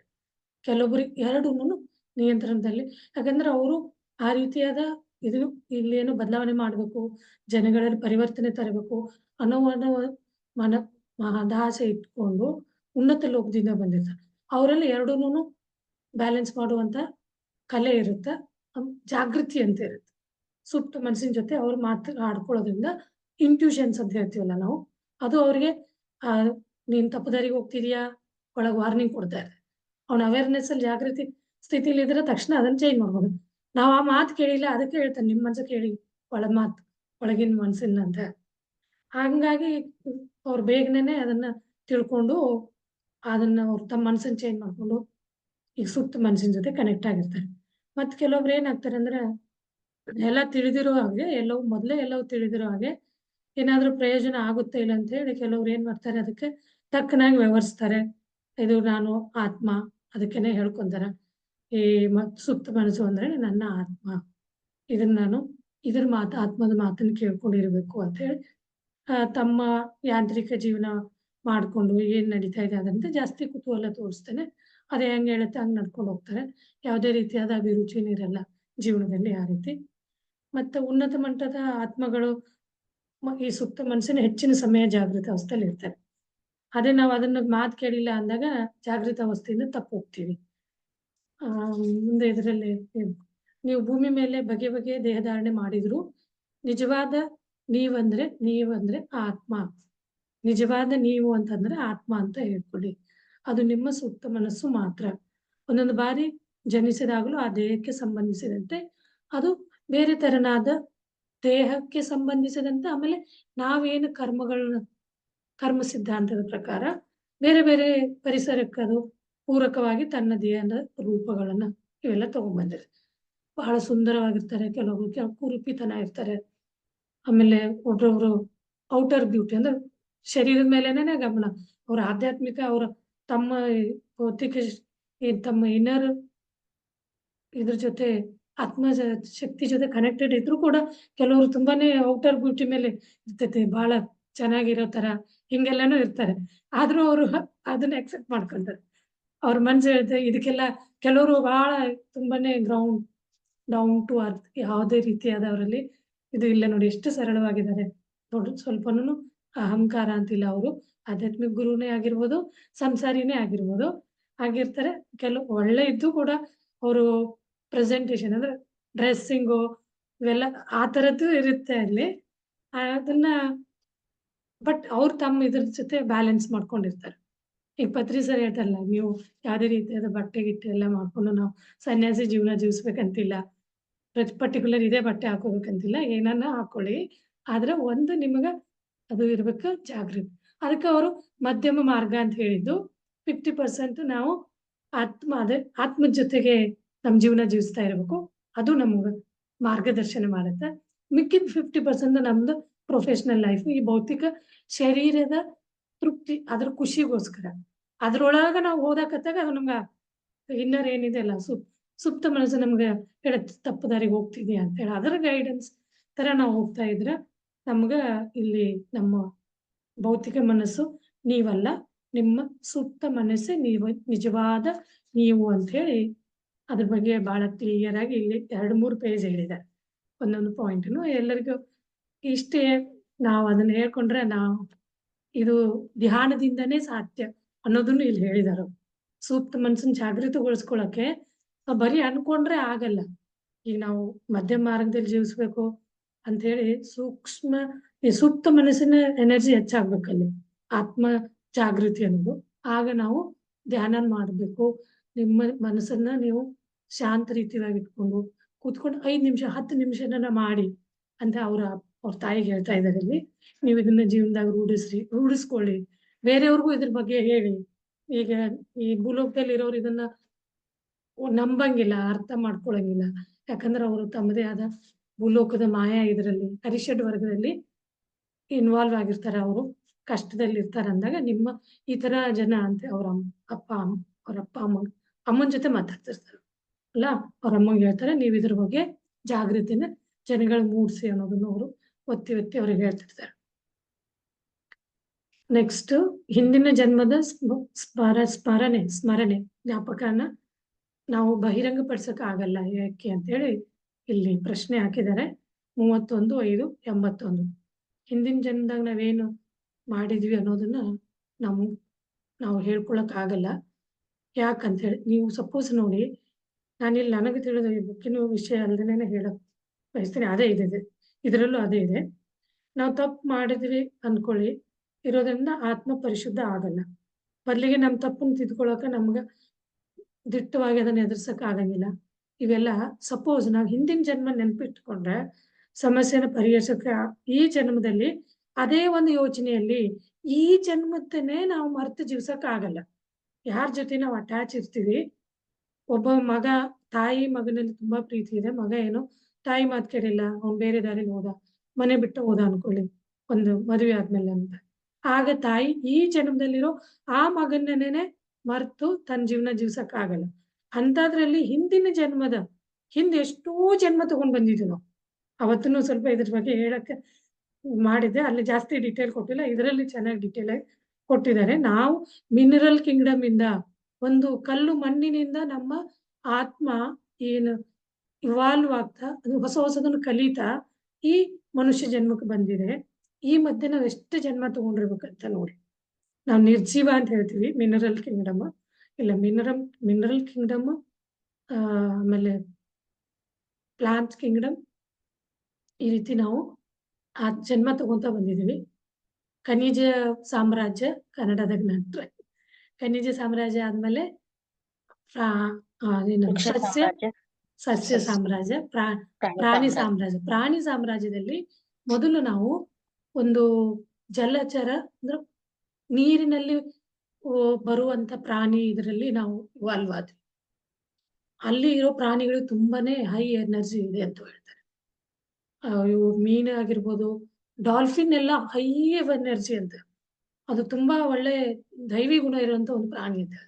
ಅಲ್ಲಿ ನಮ್ಗೆ ಒಂದು ಇವಾಲ್ವ್ ಹೈಯೆಸ್ಟ್ ನಮ್ಮ ಮೈಂಡ್ ಡೆವಲಪ್ ಆಯ್ತು ಅಂತ ಹೇಳ್ತಾರೆ. ಆಮೇಲೆ ಭೂಚರ ಪ್ರಾಣಿಗಳಾಗಿ ನಾವು ನಮ್ಮ ಇವಾಲ್ಯೂಯೇಷನ್ ನಮ್ಮ ಹೈಯರ್ ಲೆವೆಲ್ ನಾವು ಅಸೆಂಡ್ ಮಾಡ್ಕೊಂಡು ಬಂದ್ವಿ. ಆಮೇಲೆ ಮನುಷ್ಯ ಲೋಕದಲ್ಲಿ ಅಂದ್ರೆ ಕಿಂಗ್ಡಮ್ ಅಲ್ಲಿ ಬಂದ್ವಿ, ಸಾಮ್ರಾಜ್ಯದಲ್ಲಿ. ಈ ಮನುಷ್ಯ ಸಾಮ್ರಾಜ್ಯದಲ್ಲಿ ಅದು ಎಲ್ಲಾನು ಇದೆ ಅಂದ್ರೆ ಅವ್ರು ಇದಾರೆ ಅಂತ ಅದು ಇವಾಲ್ವ್ ಆಗ್ತಾ ಆಗ್ತಾ ಪ್ರೋಗ್ರೆಸ್ ಆಗ್ತಾ ಮನುಷ್ಯನಲ್ಲಿ ಈಗ ಹುಟ್ಟಿದ ಮಗು ಹಸು ಕೂಸು ಹುಟ್ಟಿ ಅದು ಅವ್ನ ವಯಸ್ಸು ಎಷ್ಟು ತಗೊಂಬಂದಾನ ಅಲ್ಲಿವರೆಗೂ ಅವ್ನು ತನ್ನ ಪ್ರಯಾಣ ಮಾಡ್ತಾ ಹೋಗ್ತಾನ. ಅವನು ತನ್ನದ ಜೀವನದಲ್ಲಿ ಏನನ್ನ ಅಳವಡಿಸ್ಕೊಂಡು ಹೋಗ್ತಾನೆ ಅದ್ರ ಪ್ರಕಾರ ಆ ಜೀವನ ಅವನು ಇವಾಲ್ವ್ ಆಗ್ತಾ ಹೋಗುತ್ತೆ, ಅಸೆಂಡ್ ಆಗ್ತಾ ಹೋಗುತ್ತೆ. ಅವನೇನ ಈ ಮಾಯಾಲೋಕದಲ್ಲಿ ಮಾಯಾವಿ ಈ ಭೂಲೋಕದ ಮಾಯ ಅಲ್ಲಿ ಸಿಕ್ಕಾಕೊಂಡ್ಬಿಟ್ರೆ ಮತ್ತೆ ಅವ್ನು ತನ್ನ ಉದ್ದೇಶದಿಂದ ಹೊರಗೆ ಮರ್ತು ಬಿಡ್ತಾನೆ. ಹಂಗಾಗಿನೇ ಹಿಂದೂ ಮುಂದಿಂದ ನೀವು ಜನಗಳ ಬಗ್ಗೆ ಮುಂದಿನಂತೂ ಗೊತ್ತಿರಲ್ಲ, ಆದ್ರೆ ನಮ್ಮ ಸುತ್ತ ಮನ್ಸಿಗೆ ಎಲ್ಲಾ ಗೊತ್ತಿರುತ್ತೆ. ನಾವ್ ಎಷ್ಟು ಜನ್ಮ ತಗೊಂಡ್ ಬಂದೀವಿ, ನಾವ್ ಅದ್ರ ಜೊತೆ ಮಾತಾಡಕತ್ರ, ನಾವ್ ಅದ್ರ ಅರಿವನ್ನು ತಂದ್ಕೊಂಡ್ರ ಆ ಒಂದು ಸ್ಥಿತಿನೇ ಒಂದು ಅಹಂ ಬ್ರಹ್ಮಾಸ್ಮಿ ಅಂತ ಹೇಳ್ತೀವಲ್ಲ, ಶಿವೋಹಂ ಸ್ಥಿತಿ. ಆಗ ಅದು ನಮ್ ಪ್ರತಿಯೊಂದು ನಾವೇ ಏನೇನ್ ಆಗ್ಬಿಟ್ಟು ಇದನ್ನ ಇವಾಲ್ವ್ ಆಗಿ ಇಲ್ಲಿ ಬಂದಿದೀವಿ. ನೆಕ್ಸ್ಟ್ ನಾವು ಭೂಲೋಕದಿಂದ ಇವೆಲ್ಲನೂ ಎಲ್ಲರೂ ಭೂಮಿಲಿ ಎಲ್ಲರೂ ಸಂತೋಷವಾಗಿ ಇರಕ್ ಬಯಸ್ತಾರೆ. ಆದ್ರೆ ನಿಜವಾದ ಸಂತೋಷ ಏನು ಅಂತಾನೆ ನಮ್ಗ ಗೊತ್ತಿರಂಗಿಲ್ಲ. ಭೂಮಿ ಮೇಲೆ ಏನಂದ್ರ ನಮ್ಗೆಲ್ಲಾ ರೀತಿ ಸೌಕರ್ಯ, ಹಣ, ಮನೋರಂಜನೆ, ಪ್ರಸಿದ್ಧಿ ಎಲ್ಲರೂ ನಮ್ಮನ್ನ ವಾವ ಅನ್ಬೇಕು, ಗ್ರೇಟ್ ನೇಮ್ ಅಂಡ್ ಫೇಮ್ಗೋಸ್ಕರ. ಇದು ನಿಜವಾದ ಸಂತೋಷ, ಖುಷಿ ಅಲ್ವೇ ಅಲ್ಲ ಅಂತ ಹೇಳ್ತಾರೆ. ಆಗ ಕೃತಕ ಅಥವಾ ಬಲವಂತವಲ್ಲದ ನಗುವಿನಲ್ಲಿ ಇತರರಿಗೆ ಯಾವುದು ಆಕ್ಚುಲಿ ನಿಜವಾದ ಸೌಂದರ್ಯ, ಖುಷಿ ಅನ್ನೋದು ಏನು? ನೀವು ಸೌಂದರ್ಯನೆಲ್ಲ ಮಾಡ್ಕೊಂತೀವ್ರಿ ಚೆನ್ನಾಗ್ ಕಾಣ್ಲಿ ಅಂತ ಹೇಳಿ, ಇದೆಲ್ಲ ಓಕೆ. ಆದ್ರೆ ನಿಜವಾದ ಖುಷಿ, ಸಂತೋಷ ಏನು ಅಂತ ಹೇಳಿ ಪ್ರಕೃತಿ ಸೌಂದರ್ಯನ ಸವಿಯೋದು ನಿಜವಾದ ಪ್ರೇಮ, ಪರಿಶುದ್ಧ ಪ್ರೇಮ ಆ ಸಂತೋಷನ ಕೊಡುತ್ತೆ. ಯಾವುದೇ ರೀತಿಯಾದ ಅನ್ಕಂಡೀಷನಲ್ ಪ್ರೇಮ ಪ್ರತಿಯೊಂದು ಜೀವಿನ, ನಮ್ಮ ಭೂಲೋಕದಲ್ಲಿರೋ ಜೀವಿ ಆಗಿರ್ಲಿ, ಬೇರೆ ಯಾವುದೇ ಜೀವಿ, ಪ್ರತಿಯೊಂದು ಜೀವಿನ ನಾವು ಪ್ರೀತಿಸೋದು ನಿಜವಾದ ಪ್ರೀತಿ. ಆಮೇಲೆ ನಿಜವಾದ ಪ್ರೀತಿ, ಖುಷಿಯಾದ ಜೀವನ ಜೀವಿಸೋಕೆ ಇದೇ ನಿಜವಾದದ್ದು ಅಂತ ಹೇಳಿ ಹೇಳ್ತಾರೆ. ನಿಸ್ವಾರ್ಥದಿಂದ ಸಹಾಯ ಮಾಡೋದು ಬೇರೆಯವರಿಗೆ, ಅವರು ಉನ್ನತ ಹಂತದಲ್ಲಿ ಏರಲು ನಿಮ್ಮ ಆತ್ಮ ಅಂದ್ರೆ ಶುದ್ಧೀಕರಣ ಪ್ರಕ್ರಿಯೆ, ಆ ರೀತಿಯಾದ ಒಂದು ನಿಮ್ಮ ದಿನನಿತ್ಯದ ಶುದ್ಧೀಕರಣದಲ್ಲಿ ನಿಮ್ಮನ್ನು ನೀವು ತೊಡಗಿಸ್ಕೊಂತ ಹೋಗ್ಬೇಕು. ಆಮೇಲೆ ಈ ಆತ್ಮದ ಲೋಕದಲ್ಲಿ ಅಂತ ನಮ್ಗೆಲ್ಲ ನೆನಪಿರ್ತೈತಿ. ನಮ್ಮ ನೆನಪುಗಳು ನಿಮ್ಮ ನೆನಪಿನಂತೆ ಅಳಿಸಲ್ಪಟ್ಟಿರಲ್ಲ. ಅಲ್ಲಂತೂ ಫುಲ್ಲಿ ಅವರು ಹೈ ಎನರ್ಜಿಲಿ ಇರ್ತಾರೆ, ಅವ್ರ ಪ್ರತಿಯೊಂದೂ ಗೊತ್ತಿರುತ್ತೆ. ಅವ್ರಿಗೆ ಯಾವುದೇ ರೀತಿ ಕೆಲಸ ಕೊಟ್ಟಿಲ್ಲ, ಅವರು ಇವ್ರನ್ನ ಹೆಡ್ ಮಾಡಿಲ್ಲ ಅಂದ್ರೂ ಅವ್ರಿಗೆ ಯಾವ ದ್ವೇಷನೂ ಇರಲ್ಲ. ಬಿಕಾಸ್ ಅವೆಲ್ಲ ಅವ್ರದ್ದು ನೋಡಿ ಅವ್ರನ್ನ ಮೆಜರ್ ಅಳತೆ ಅಂದ್ರೆ ಏನು, ಯಾರಿಗೆ ಇದನ್ನ ಕೊಡ್ಬೇಕು ಅಂತ ಹೇಳಿ ಕೆಲವೊಬ್ಬರಿಗೇನೆ ಅದನ್ನ ಅವರು ಕೊಟ್ಟಿರ್ತಾರೆ, ಎಲ್ರಿಗೂ ಇಲ್ಲ. ಬಟ್ ಹಂಗಂತ ಹೇಳಿ ಇಲ್ಲಿ ತರ ಯಾವ್ದು ನನಗಿದು ಕೊಟ್ಟಿಲ್ಲ ಅನ್ನೋ ದ್ವೇಷ ಭಾವನೆನೇ ಇರಲ್ಲ. ಈಗ ನಾವು ಒಂದು ಆಫೀಸಲ್ಲಿ ಕೆಲಸ ಮಾಡ್ತಿದೀವಿ ಅಂದ್ರೆ ನಾವು ಜಾಗೃತ ಸ್ಥಿತಿಲಿ ಇಲ್ಲ ಅಂದ್ರೆ ನಾವು ಒಂದು ಲೆವೆಲ್ ಕೆಲಸ ಮಾಡ್ತೀವಿ, ಇನ್ನೊಬ್ರು ಮಾಡ್ತಿರ್ತಾರೆ. ಅವ್ರಿಗೆ ಯಾರೋ ಒಂದು ಅವ್ರದ್ದು ಏನು ಅಂತ ಗೊತ್ತಿಲ್ಲ. ನಾವು ಸ್ಟೋರಿ ಹಿಸ್ಟ್ರಿ ಯಾವ ಹಿಂದಿನ ಜನ್ಮ ತಗೊಂಡ್ ಬಂದಿದ್ದಾರೆ ಅಂತ ಈಗ ನಮ್ಗೆ ಕೆಟ್ಟದಾಗ ಕಾಣ್ತಿದ್ದಾರೆ. ಅವ್ರಿಗೆ ಬಾಸ್, ಅವ್ರಿಗೆ ಯಾರೋ ಹೈಯರ್ ಲೆವೆಲ್ ಅವ್ರು ಹೆಲ್ಪ್ ಮಾಡಿ ಅವ್ರನ್ನ ಮುಂದೆ ತಗೊಂಡು ಹೋಗ್ತಾರೆ. ಸದ್ಯದಲ್ಲಿ ಅವರು ನಿಮ್ಮ ದೃಷ್ಟಿಲಿ ಅಷ್ಟೊಂದು ಒಳ್ಳೆ ಕೆಲಸ ಮಾಡಿಲ್ಲ ಅಂದ್ರೆ ಅವ್ರಿಗೆ ಪ್ರೋಗ್ರೆಸ್ ಆಗುತ್ತಲ್ಲ, ಅದನ್ನ ನೋಡಿ ಸಹಿಸಕ್ಕಾಗಲ್ಲ. ಆಗ ನಾವ್ ಏನ್ ಮಾಡ್ತೀವಿ, ನಾವು ಜಾಗೃತ ಸ್ಥಿತಿಲಿದ್ರೆ ನಾವು ಅವ್ನ ಆ ತರ ಏನೋ ಒಳ್ಳೇದ್ ಮಾಡಿರ್ಬೇಕು, ಅವನಿಗೆ ಈಗ ಫಲ ಸಿಗ್ತಿದೆ ಅಂತ ಹೇಳಿ ನಾವು ಅದನ್ನ ಚೇಂಜ್ ಮಾಡ್ಕೊಂಡ್ವಿ. ಇಲ್ಲ ಅಂದ್ರೆ ದ್ವೇಷನ ತಕ್ಷಣ ದ್ವೇಷ ಭಾವನೆ ನಮ್ಮಲ್ಲಿ ಬರಕ್ ಸ್ಟಾರ್ಟ್ ಆಗುತ್ತೆ. ಅದನ್ನ ಇಲ್ಲಿ ಹೇಳ್ತಾರ ಅವ್ರ ಎಕ್ಸಾಂಪಲ್. ಅದೇ ನಮ್ಗೆ ಅಲ್ಲೆಲ್ಲ ಆ ರೀತಿ ಏನೂ ಇಲ್ಲ. ನಾವ್ ಯಾರ ಬಗ್ಗೆನೂ ದ್ವೇಷ ಮಾಡಂಗಿಲ್ಲ. ಯಾರಿಗೆ ಯಾವ್ದು ಉನ್ನತ ಸ್ಥಿತಿ ತಮ್ಮ ಕೆಲ್ಸದ ಪ್ರಕಾರನೇ ಅವರು ಹಂತಗಳಂತ ಏನಿದಾವಲ್ಲ 0, 1, 2, 3, 4, 5, 9 ತರ 9 ತನ ಅವರು ಬೆಳೀತಾ ಹೋಗ್ತಿರ್ತಾರೆ. ತಮ್ಮ ಕೆಲಸ ಮಾಡ್ದ ಸಹಾಯ ಅವ್ರಿಗೆ ಭೂಲೋಕದಲ್ಲಿ ಎಷ್ಟು ಜನಕ್ಕೆ ಸಹಾಯ ಮಾಡಬೇಕು, ಯಾರಿಗೆ ನೀಡ್ ಇದೆ ಆರಿಸಿ ಅವ್ರಿಗೆ ಅವ್ರು ಸಹಾಯ ಮಾಡಕ್ ಹೋಗ್ತಿರ್ತಾರೆ. ನೀವು ಇವ್ರಿಗೆ ಮಾಡಿ ಅಲ್ಲೇನು ಅದು ರಿಸ್ಟ್ರಿಕ್ಷನ್ ಇಲ್ಲ. ಇವರಿಗೆ ಸಹಾಯ ಮಾಡಿ ಕೆಲವೊಂದ್ಸಲ ತಾವು ಹೋಗಕ್ಕಾಗಲ್ದೇ ಇದ್ದಾಗ ಅವ್ರ ರಿಕ್ವೆಸ್ಟ್ ಮಾಡಿ ನೀನ್ ಹೋಗ್ಬಿಟ್ಟು ಅವ್ರಿಗೆ ಸಹಾಯ ಮಾಡು ಅಂತ ಹೇಳ್ತಾರೆ. ಆದ್ರೆ ಭೂಲೋಕದಲ್ಲಿ ಹಂಗಾಗಲ್ಲ. ನಾವೇನಾಗ್ತೀವಿ, ನಾವು ಸ್ವಲ್ಪ ಡಿಸ್ಟ್ರಾಕ್ಟ್ ಆಗ್ಬಿಡ್ತೀವಿ. ಆಗ ಸ್ವಲ್ಪ ನಮ್ಗೆ ಕಷ್ಟ ಆಗುತ್ತೆ. ಅದರಿಂದ ಹೊರಗೆ ಬರಕ್ಕೂ ನಮ್ಮ ಹಿಂದಿಂದು ಮುಂದಿಂದು ನಮ್ಮ ಎಲ್ಲವನ್ನು ನಾವು ತಿಳ್ಕೋಬೇಕು. ನಮ್ಮ ಜೀವನದ ರಹಸ್ಯ ಏನು ಅಂತ ಅಂದ್ರೆ ನಮ್ಮ ಸೂಕ್ತ ಮನಸ್ಸಿನ ಜೊತೆ ನಾವು ಕನೆಕ್ಟೆಡ್ ಆಗಿರ್ಬೇಕು. ದಿನಾಲು ಧ್ಯಾನ ಮಾಡ್ತಾ ನಮ್ಮ ಎನರ್ಜಿ ಲೆವೆಲ್ ಅನ್ನು ಹೈ ಮಾಡ್ತಾ ಇದ್ರೆ ಇವೆಲ್ಲ ನಮ್ಮ ಅರಿವಿಗೆ ಬರ್ತಾ ಹೋಗ್ತಾವ ಅಂತ ಹೇಳಿ ಇವತ್ತಿನ ಈ ಒಂದು ಸ್ವಾಧ್ಯಾಯನ ಇಲ್ಲಿಗೆ ಮುಗಿಸ್ತಾ ಇದ್ದೀನಿ. ಎಲ್ಲರೂ ಶಾಂತ ರೀತಿಯಿಂದ ತುಂಬಾ ಸೈಲೆಂಟ್ ಆಗಿ ತುಂಬಾ ಚೆನ್ನಾಗಿ ಕೇಳ್ತಾ ಇದ್ದೀರಾ. ಅದಕ್ಕೋಸ್ಕರ ತುಂಬಾ ಧನ್ಯವಾದಗಳು. ಏನೋ ಒಂದು ನಾವು ಕೇಳೋದು ನಮ್ಮ ಜೀವನನ ಬದಲಾವಣೆ ಮಾಡುತ್ತೆ ಅಂದ್ರೆ ಅದಕ್ಕಿಂತ ಹೆಚ್ಚಿಂದ ಇನ್ನೇನು ಇಲ್ಲ. ನಾವು ಪೂರ್ತಿ ನಮ್ಮ ಲೈಫಲ್ಲಿ ಒಂದು ಜೀವಿನ, ಅದು ಪ್ರಾಣಿ ಆಗಿರ್ಬೋದು, ಮನುಷ್ಯ ಆಗಿರ್ಬೋದು, ಅವ್ರ ಬದಲಾವಣೆ ಆಗೋದಕ್ಕೆ ನಾವು ಕಾರಣಕರ್ತರಾದ್ರೆ ಅದಕ್ಕಿಂತ ದೊಡ್ಡ ಯಾವುದೇ ಇದು ಇಲ್ಲ. ನಿಸ್ವಾರ್ಥ ಸೇವೆ, ಎಕ್ಸ್ಪೆಕ್ಟೇಷನ್ ಅನ್ನು ರಿಟರ್ನ್ ಏನು ಬಯಸ್ತೇವೆ, ಅದಕ್ಕಿಂತ ಸೇವೆ ಮತ್ತೊಂದಿಲ್ಲ ಅಂತ ಹೇಳಿ ಪತ್ರಿ ಸರ್ ಹೇಳ್ತಾರೆ. ತುಂಬಾ ಧನ್ಯವಾದಗಳು ಎಲ್ಲರಿಗೂ. Thank you very much master. Thank you madam, thank you so much. ಅದ್ಭುತವಾಗಿತ್ತು. ಆತ್ಮಲೋಕದ ನಿಯಮಗಳಲ್ಲಿ ಮುಂದುವರೆದ ಭಾಗ ನೋಡಿ.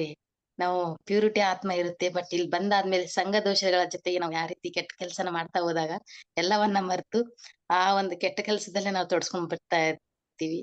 ಆದ್ರೆ ಜಾಗೃತ ಅವಸ್ಥೆಗೆ ಬಂದಾದ್ಮೇಲೆ ಅರಿವು ನೋಡಿ, ಅಲ್ಟಿಮೇಟ್ ಅಂತಂದ್ರೆ ಧ್ಯಾನವನ್ನ ಕಲಿಸ್ಕೊಡುತ್ತೆ.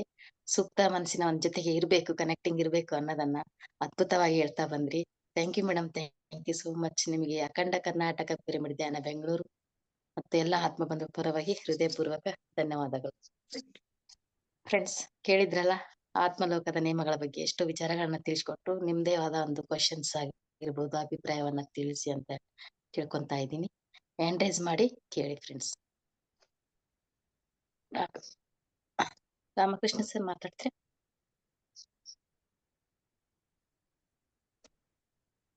ಅರುಣ್ ಸರ್ ಮಾತಾಡಿ. ನಮಸ್ತೆ ಮೇಡಮ್. ನಮಸ್ತೆ. ನಮಸ್ಕಾರ ಸರ್. ಮೇಡಮ್, ತುಂಬಾ ಚೆನ್ನಾಗಿ ಇತ್ತು ಕೇಳೋದಿಕ್ಕೆ. ತುಂಬಾ ಆಸಕ್ತಿಯಿಂದ ಕೇಳ್ದೆ. ಮೇಡಮ್, ಪತ್ರಿ ಸರ್ ಹೇಳಿದಾರಲ್ಲ, ನೋ ಅಟ್ಯಾಚ್ಮೆಂಟ್ ನೋ ಡಿಟ್ಯಾಚ್ಮೆಂಟ್ ಅಂತ. ಸೊ ಅದು ಇದಕ್ಕೆ ಅನ್ವಿಸುತ್ತಾ ಇದು ಅಂತ ನನ್ಗೊಂದು ಪ್ರಶ್ನೆ ಸರ್. ಇದು ಪತ್ರಿ ಸರ್ ರೆಕಮೆಂಡೆಡ್ ಬುಕ್ ಅಲ್ಲಿ ಒಂದಿದು. ಬಹಳ ಮಾತುಗಳು ಇದ್ರಲ್ಲಿ ಇದಾವೆ ಹೇಳಿರೋ ಪತ್ರಿ ಸರ್ ಹೇಳಿದ ಮಾತು. ನನಗೂ ಗೊತ್ತಿರ್ಲಿಲ್ಲ. ನನ್ಗೆ ಅದೇ ಜ್ಞಾಪಕ ಬರ್ತಾ ಇತ್ತು. ಈಗ ಮೇಲೊಂದ್ ಸೋಲು ಇನ್ನೊಬ್ಬರನ್ನ ಸರಿ ಮಾಡಕ್ಕೆ ಬರ್ತಿದೆ ಇಲ್ಲಿ ಅಂದ್ರೆ, ಮತ್ತೆ ಇಲ್ಲಿ ಸುಳಿನಲ್ಲಿ ಸಿಗಾಕೊಂಡ್ ಮತ್ತೆ ಅವ್ರು ತುಂಬಾ ಕೆಳಕ್ ಹೋಗೋ ಚಾನ್ಸ್ ಇರುತ್ತೆ. ಮತ್ತೆ ಯಾವಾಗ ಮೇಲ್ ಬರ್ತಾರೋ ಗೊತ್ತಾಗೋದಿಲ್ಲ, ಎಷ್ಟು ಜನ್ಮ ಬೇಕಾಗುತ್ತೆ ಅಂತ ಹೇಳಿ. ಸೊ ನಾವು ಫಸ್ಟ್ ತುಂಬಾ ಅಂದ್ರೆ ತುಂಬಾ ಉನ್ನತಕ್ಕೆ ನಾವು ಪತ್ರಿ ಸರ್ ಅಂತ ಲೆವೆಲ್ಗೆ ಹೋದಾಗ ಮಾತ್ರನೇ ನಾವ್ ಒಂದ್ ಸಾಹಸ ಮಾಡಿ ಕೆಳಗ್ ಬರಕ್ ಆಗುತ್ತೆ. ಯಾಕಂದ್ರೆ ನಾವ್ ಯಾವಾಗ್ಲೂ ಅವೇರ್ನೆಸ್ ಎಲ್ಲ ಇರ್ತೀರ. ಅವಾಗ ಪತ್ರಿ ಸರ್ ಲೆವೆಲ್ಗೆಲ್ಲ ಹೋದ್ಮೇಲೆ ಅವಾಗ ಮತ್ತೆ ನಾವು ನಮ್ ಪ್ಲೇಸಿಗೆ ರೀಚ್ ಆಗಕ್ ತುಂಬಾ ಈಸಿ ಇರುತ್ತೆ. ಬಟ್ ನಾವು ಇನ್ನೂ ನಾವೇ ಬೆಳೆಯೋ ಹಂತದಲ್ಲಿ ಇರ್ಬೇಕಾದ್ರೆ ಇನ್ನೊಬ್ರು ಹಿಡಿಯಕ್ ಹೋಗಿ ಸ್ವಿಮ್ಮಿಂಗ್ ಪೂಲ್ ಅಲ್ಲಿ ಒಬ್ರು ಸ್ವಿಮ್ ಮಾಡಕ್ ಬರ್ದಿರೋರ್ನ ಕಾಪಾಡಕ್ ಹೋಗಿ ಇನ್ನೊಬ್ರು ಹೊಟ್ಟೋಗ್ಬಿಡ್ತಾರಲ್ಲ, ಆ ರೀತಿ ಕೇಸ್ ಆಗ್ಬಿಡುತ್ತೆ. ಕರೆಕ್ಟ್ ಅಲ್ವಾ? ಇದು ಒಂದು ಇವೆಲ್ಲದರಿಂದ ನೀವು ಮತ್ತೆ ನಿಮ್ಮನ್ನ ನೀವು ಇವಾಲ್ವ್ ಮಾಡ್ಕೊಂತೀರಿ ಅಂತ ಹೇಳ್ತಾರೆ. ಅದೇ ನಮ್ಮ ಅದೇ ಆತ್ಮ ಕನೆಕ್ಟ್ ಇರ್ಬೇಕು ಸೂಕ್ತ ಮನಸ್ಸಿನ ಜೊತೆ. ಇವರು 18 ಸೂತ್ರದಾಗ ಒಂದ್ 5-6 ಸೂತ್ರನೇ ಈ ಬುಕ್ಕಿಂದ ಆಯ್ದುಕೊಂಡ್ರೆ ಇರ್ಬೇಕು ಅಂತ ಅನ್ಸುತ್ತೆ. ತುಂಬಾ ಚೆನ್ನಾಗಿತ್ತು ಮೇಡಮ್ ಸ್ಟೋರಿ. Thank you. ಮತ್ತೆ ಇನ್ಯಾರು? ಕೃಷ್ಣ ಮೇಡಮ್ ಕೇಳಿಸ್ತಿದೆ ಮೇಡಮ್? ಹಾ ಸರ್, ಕೇಳಿಸ್ತಿದೆ. ಆತ್ಮ ಬಂಧುಗಳು ಶುಭೋದಯ. ನಮಸ್ಕಾರ. ಚೆನ್ನಾಗಿದೆ ಮೇಡಮ್, ಚೆನ್ನಾಗಿ ಬರ್ತಾ ಇದೆ ಮೇಡಮ್. ಕ್ಲಾಸ್ ಚೆನ್ನಾಗಿದೆ, ಯಾಕೆಂದ್ರೆ ಅದು ಚೆನ್ನಾಗಿದೆ. ಅರುಣ್ ಕೇಳಿದ ಪ್ರಶ್ನೆಗೆ ಒಂದು ಜಸ್ಟ್ ನನ್ಗೆ ಅನ್ಸಿದ್ದು ಹೇಳ್ತೀನಿ. ಅದು ಕರೆಕ್ಟ್, ನೀವೇ ಹೇಳಿದ್ರಿ ಉತ್ತರ. ಅರಿವು, ಪಿರಮಿಡ್ ಸಿಂಬಲ್ ಎಲ್ಲ ಇದೆಯಲ್ಲ, ಕಾನ್ಶಿಯಸ್ನೆಸ್, ಪ್ರತಿ ಕ್ಷಣ ಪ್ರಜ್ಞೆಯಲ್ಲಿ ಇರ್ಬೇಕು, ಏನ್ ಮಾಡ್ತಾ ಇದೀವಿ ಅನ್ನೋ ಪ್ರಜ್ಞೆ ಇರ್ಬೇಕು. ಇಲ್ಲ ಅಂದ್ರೆ ಏನೇನೋ ಮಾಡ್ತೀವಿ. ಅದು ಪ್ರಜ್ಞೆ ಅನ್ನೋದು ಬರುತ್ತೆ, ನಿಜವಾದ ಧ್ಯಾನಗಳಿಗೆ ಬರುತ್ತೆ ಅರುಣ್, ಎಲ್ಲರಿಗೂ ಬರಲ್ಲ. ನಿಜವಾದ ಧ್ಯಾನಗಳಿಗೆ ಬರ್ತಾ ಇದೀವಿ, ಏನ್ ಮಾಡ್ತಾ ಇದೀವಿ, ಇನ್ನೊಬ್ರ ಹತ್ರ ಹೇಗೆ ವ್ಯವಹಾರ ಮಾಡ್ತಾ ಇದೀವಿ ಅನ್ನೋದು ಬರುತ್ತೆ. ಅದು ಅವ್ರವ್ರಿಗೆ ಗೊತ್ತಾಗತ್ತೆ ಸಾಕು, ಇನ್ನೊಬ್ರು ಹೇಳೋದು ಬೇಕಾಗಿಲ್ಲ. ಸೊ ನೀವು ಹೇಳಿದ್ ಕರೆಕ್ಟ್. ಅದು ಸ್ವಲ್ಪ ಕಾಮನ್ ಸೆನ್ಸ್ನು ಇರಬೇಕು. ಯಾರಿಗೋ ಸಹಾಯ ಮಾಡಕ್ ಹೋಗಿ ನೀರಲ್ಲಿ ನಾವು ಇದು ಮಾಡೋದಲ್ಲ. ಅದು ಬರುತ್ತದು, ನಿಜವಾದ ಧ್ಯಾನಿಗಳಿಗೆ ಇದೆಲ್ಲ ಅರ್ಥ ಆಗುತ್ತೆ. ಇಲ್ಲಾಂದ್ರೆ ಅವರು ಹಂಗೆ ಬಿಹೇವ್ ಮಾಡ್ಕೊಂಡಿರ್ತಾರೆ. ಸೊ ಚೆನ್ನಾಗಿದೆ madam, thank you. Thank you sir. Ramakrishna sir ಮಾತಾಡಿ. ನಮಸ್ಕಾರ ಅರುಣ್. ನಮಸ್ಕಾರ ಮೇಡಮ್. ನಮಸ್ಕಾರ ಸರ್. ನಮಸ್ಕಾರ. ನಮಸ್ಕಾರ. ಹರಿ ಓಂ ರಾಮಕೃಷ್ಣ ಸರ್. ಸರ್ ಹರಿ ಓಂ. ಹೇಳಿ. ಹರಿ ಓಂ ಸರ್. ಹರಿ ಓಂ ಸರ್. ನಾನು ಹಳ್ಳಿಯಲ್ಲಿದ್ದೀನಿ, ಸ್ವಲ್ಪ ಇಂಟರ್ನೆಟ್ ಸ್ವಲ್ಪ ಪ್ರಾಬ್ಲಮ್. ಸರ್, ಮೇಡಮ್ ಹೇಳ್ತಿರೋದು ಎಲ್ಲವೂ ನಿಜ ಸರ್. ಎವಲ್ಯೂಷನ್ ಅಂತ ಅದೊಂದು ಸ್ವಲ್ಪ ಬಂತು ವಿಷಯ, ಮನುಷ್ಯ ಹೇಗೆ ಇವಾಲ್ವ್ ಆದ್ವ ಅಂತ ಒಂದು ಮನುಷ್ಯ ಬಂತು ಸರ್ ವಿಷಯ ಅಲ್ಲಮ್ಮ. ಅದ್ರಲ್ಲಿ ಅದಕ್ಕೂ ಇದರಿಂದ ಜಲಚರಗಳಿಂದ ಹಿಡಿದು ಆಮೇಲೆ ಮನುಷ್ಯ ಮೇಲಕ್ಕೆ ಬರ್ತಾನೆ, ಮೇಲೆ ಒಂದೊಂದಾಗಿ ಬರ್ತಾನೆ. ಎಲ್ಲವೂ ಅಷ್ಟೇ, ಸಸ್ಯಗಳು ಅಷ್ಟೇ, ಸಸ್ಯಗಳಲ್ಲೂ ಇದೆ ಸೇಮ್ ಥಿಂಗ್. ಸಸ್ಯಗಳು ಕೂಡ ಮೊದಲು ಇದ್ದಿದ್ದು ಜಲಚರಗಳು ಮಾತ್ರ, ಅಂದ್ರೆ they will be swimming inside water, ಆ ತರ ಇರ್ತದೆ. ಆ ಸಬ್ಸಿಕ್ವೆಂಟ್ ಆಗಿ ಅವು ಭೂಮಿ ಮೇಲೆ ಕಡೆ ಬರ್ತವೆ. ಅದೇ ತರ ನಮ್ಮ ಜೀವನನೂ ಕೂಡ, ಪ್ರಾಣಿಗಳು ಕೂಡ ಅದೇ ಲೆವೆಲ್ ಅದೇ ತರಹ ಜೀವನವನ್ನ ಮುಂದುವರಿಸ್ತವೆ. ಅದು ಕಂಟಿನ್ಯೂ ಆಗ್ತದೆ. ಯಾವುದೋ ಒಂದು ಜೀವಿ, ಈಗ ಮಂಗಗಳಿಂದ ಮಾನವ ಅಂತ ಬರ್ತದಲ್ಲ, ಈ ಮಂಗಗಳು ಎಲ್ಲವೂ ಮನುಷ್ಯರಾಗಲ್ಲ. ಮಂಗಗಳಲ್ಲಿ ಕೆಲವು ಅವು ಪರಿವರ್ತನೆಗೊಂಡು ಯಾವುದೋ ವರ್ಷಾಂತರಗಳು, ಸಾವಿರಾರು ವರ್ಷ, ಲಕ್ಷಾಂತರ ವರ್ಷಗಳ ಮೇಲೆ ಈಗ ಆಗ್ತದೆ ಅಲ್ಲ. ಅದೊಂದು ಸ್ವಲ್ಪ ಇದಷ್ಟೇ, ಇದು ಮಾಡಿದೆ ಅಷ್ಟೇ. ಅದು ಎಲ್ಲರಿಗೂ ಗೊತ್ತಿರೋದೇ ವಿಷಯ. ಸರ್ ಎಲ್ಲ ಇದಾರಲ್ಲ, ಕೃಷ್ಣ ಇವರು ತುಂಬಾ very much involved in this. ನಾನು ಒಂದೊಂದ್ಸಾರಿ ನಿನ್ನೆ ಮಿಸ್ ಮಾಡ್ಕೊಂಡೆ, ನಿನ್ನೆ ಆಗ್ಲಿಲ್ಲ, ಹೀಗೆ ಒಂದೊಂದ್ಸಾರಿ ಆಗ್ತದೆ. ನಾನು ಇವತ್ತು ಹಳ್ಳಿಯಲ್ಲಿದ್ದೀನಿ, so I could get internet, ಆದ್ರಿಂದ ನಾನು ಮಾತಾಡ್ಲಿಕ್ಕೆ ಸಾಧ್ಯವಾಯ್ತು. ಥ್ಯಾಂಕ್ ಯು ಅಮ್ಮ, ಥ್ಯಾಂಕ್ ಯು. ವಂಡರ್ಫುಲ್ ಮಕ್ಕ. ಮೇಡಮ್, ಒಂದು ವಿಚಾರ ನನ್ಗೇನ್ ಅನ್ಸುತ್ತೆ ಅಂದ್ರೆ, ಪ್ರತಿಯೊಬ್ರಲ್ಲೂ ಒಂದು ಒಳ್ಳೆ ವಿಚಾರ ಇರುತ್ತೆ, ಕೆಟ್ಟ ವಿಚಾರನೂ ಇರುತ್ತೆ. ನಾವು ಯಾವಾಗ ಒಂದು ಅವೇರ್ನೆಸ್ ಅಲ್ಲಿ ಇರ್ತಿರೋ, ಬರೀ ಅವರಿಂದ ಪ್ರತಿಯೊಬ್ಬರಿಂದಾನು ಒಳ್ಳೆ ವಿಚಾರ ಮಾತ್ರ ಕಲಿಬೇಕು ನಾವು. ಕೆಟ್ಟ ವಿಚಾರ ಇದ್ದಾಗ ಅದನ್ನ ಬಿಡ್ಬೇಕು. ಅದು ಮಾಡಿದಾಗ ನಮ್ಮ ಆತ್ಮ ಇನ್ನು ಮತ್ತೆ ಉನ್ನತಕ್ಕೆ ಹೋಗೋದಕ್ಕೆ ತುಂಬಾ ಅನುಕೂಲ ಆಗುತ್ತೆ. ಆಲ್ವೇಸ್ ನಾವು ಒಳ್ಳೆ ಸತ್ಯದ ದಾರಿನ ಹಿಡ್ಕೊಂಡು ನಡಿಬೇಕು. ಸೀಟ್ ಇದೆ ಅದ್ರಲ್ಲ, ಲಾಸ್ಟ್ ಹೇಳ್ತೀನಿ ಯಾವ ರೀತಿ ನಮ್ಮನ್ನ ಸೆಲ್ಫ್ ಅನಲೈಸ್ ಮಾಡ್ಕೋಬೇಕು ಅಂತ ಹೇಳಿ ಅವ್ರು ತುಂಬಾ ಪಾಯಿಂಟ್ಸ್ ಕೊಟ್ಟಿದ್ದಾರೆ. ಅದನ್ನ ನಾನು ನೋಡ್ತೀನಿ, ಟೈಪ್ ಮಾಡ್ಬೇಕು, ಇಲ್ಲ ಬುಕ್ ಇಂದ ಇದ್ದದನ್ನ ಓದಿ ಹೇಳ್ತೀನಿ. ನಮಗ್ ನಾವು ಚೆಕ್ ಮಾಡ್ಕೊಳ್ಳೋದು. ಅವು ಏನೇನು ಒಂದ್ 50 ಪಾಯಿಂಟ್ಸ್ ಇದಾವೆ ನೋಡಿ, ಒಂದಲ್ಲ ಎರಡಲ್ಲ, ಅಷ್ಟನ್ನ ನಾವು ಚೆಕ್ ಪಾಯಿಂಟ್ ಚೆಕ್ ಮಾಡ್ತಾ ಡೈಲಿ ಚೆಕ್ ಮಾಡಿ ಅಂತ ಹೇಳಿ ನಾವು ಧ್ಯಾನದಲ್ಲಿ ಕೂತಾಗ ಏನ್ ಮಾಡಿದ್ನ ಅದರಿಂದ ಹೊರಗೆ ಬರೋದು. ಹೌದು ಮ್ಯಾಮ್, ಇದು ಈ ವಿಚಾರ ನಾವು ಈ ಸತ್ಸಂಗದ ಕಾರ್ಯಕ್ರಮದಲ್ಲಿ ಮಾತಾಡ್ತಾ ಇದ್ರೆ ಮಾಸ್ಟರ್ಸ್ ಯಾರು ಕೇಳಿಸ್ಕೊಳ್ತಾರೆ, ಮತ್ತೆ ಈ ಕ್ಲಾಸಸ್ ಯಾರು ಕೇಳ್ತಿರ್ತಾರಲ್ಲ, ಎಲ್ಲಾರ್ಗುನು ತುಂಬಾ ಅನುಕೂಲ ಆಗುತ್ತೆ. ಇದು ಫ್ಯೂಚರ್ ಅಲ್ಲಿ ಮೆಡಿಟೇಷನ್ ಒಂದೇ ಅಲ್ಲ, ಅದ್ರ ಜೊತೆನಲ್ಲಿ ಈ ವಿಚಾರಗಳು ಕೂಡ ನಮ್ಮಲ್ಲಿ ಇರ್ಬೇಕು. ಈ ಕ್ವಾಲಿಟೀಸ್ ಇದ್ರೆ ಮಾತ್ರನೇ ನಮ್ಗೆ ಮುಕ್ತಿಗೆ ತುಂಬಾ ಹತ್ರ ಹೋಗೋದಕ್ಕೆ ತುಂಬಾ ಅನುಕೂಲ ಆಗುತ್ತೆ. ಇದು ಕನೆಕ್ಟ್ ಆಗ್ತಾರೆ, ಹಾಗೆ ಅವ್ರು ಮತ್ತೆ ಬೇರೆಯವ್ರಿಗೂ ಇದು ಹೇಳ್ತಾರೆ ನೋಡಿ. ಎಷ್ಟು ಜನ ಅಲ್ಲಿ ಒಬ್ಬರಿಂದ ನಾವು ಇಲ್ಲಿ ಒಂದ್ 20 ಜನ 30 ಜನ ಇದನ್ನ ತಿಳ್ಕೊಂಡು ಅವರೆಲ್ಲ ಅವೇರ್ನೆಸ್ ಬಂದು ಒಂದ್ ಪಾಯಿಂಟ್ ಒಬ್ಬರನ್ನ ಅಟ್ರಾಕ್ಟ್ ಮಾಡುತ್ತೆ. ನಮ್ಗೆಲ್ಲ ಗೊತ್ತಿರ್ತಾವ, ಒಂದ್ ಮೂಮೆಂಟ್ ಅಲ್ಲಿ ಅದು ನಮ್ಗೆ ಕ್ಯಾಚ್ ಮಾಡುತ್ತೆ. ಕಥೆ ಕೇಳಿ ಓ ಹಿಂಗ ಆಗುತ್ತಾ, ನಾವ್ ಆಗಕ್ ಬೇಡ, ನಮ್ಮಿಂದ ಎಷ್ಟು ಜನಕ್ಕೆ ಆಗಸ ಸಹಾಯ ಮಾಡೋಣ ಅನ್ನೋ ಜಾಗೃತಿ ಅನ್ನೋದು ಅವ್ರಿಗೆ ಒಳಗಿಂದ ಅವೇರ್ನೆಸ್ ರಿಯಲೈಸೇಷನ್ ಆಗುತ್ತೆ. ಅವ್ರ 100 ಜನಕ್ಕೆ ಮತ್ತೆ ಹೇಳ್ಬೋದು ಅದನ್ನ. ಇದು ಒಂದು ಬೆಳಿತಾ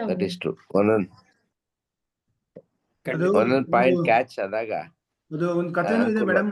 ವಸಿಷ್ಠ ಮತ್ತೆ ವಿಶ್ವಾಮಿತ್ರ ಅವ್ರ ಜೊತೆ ಒಂದು ಸಂವಾದ ನಡೆಯುತ್ತೆ. ಅವಾಗ ವಸಿಷ್ಠ ಹೇಳ್ತಾರೆ, ಕಥೆನೂ ಇದೆ, ಸತ್ಸಂಗದ ಫಲ ಅಂತ.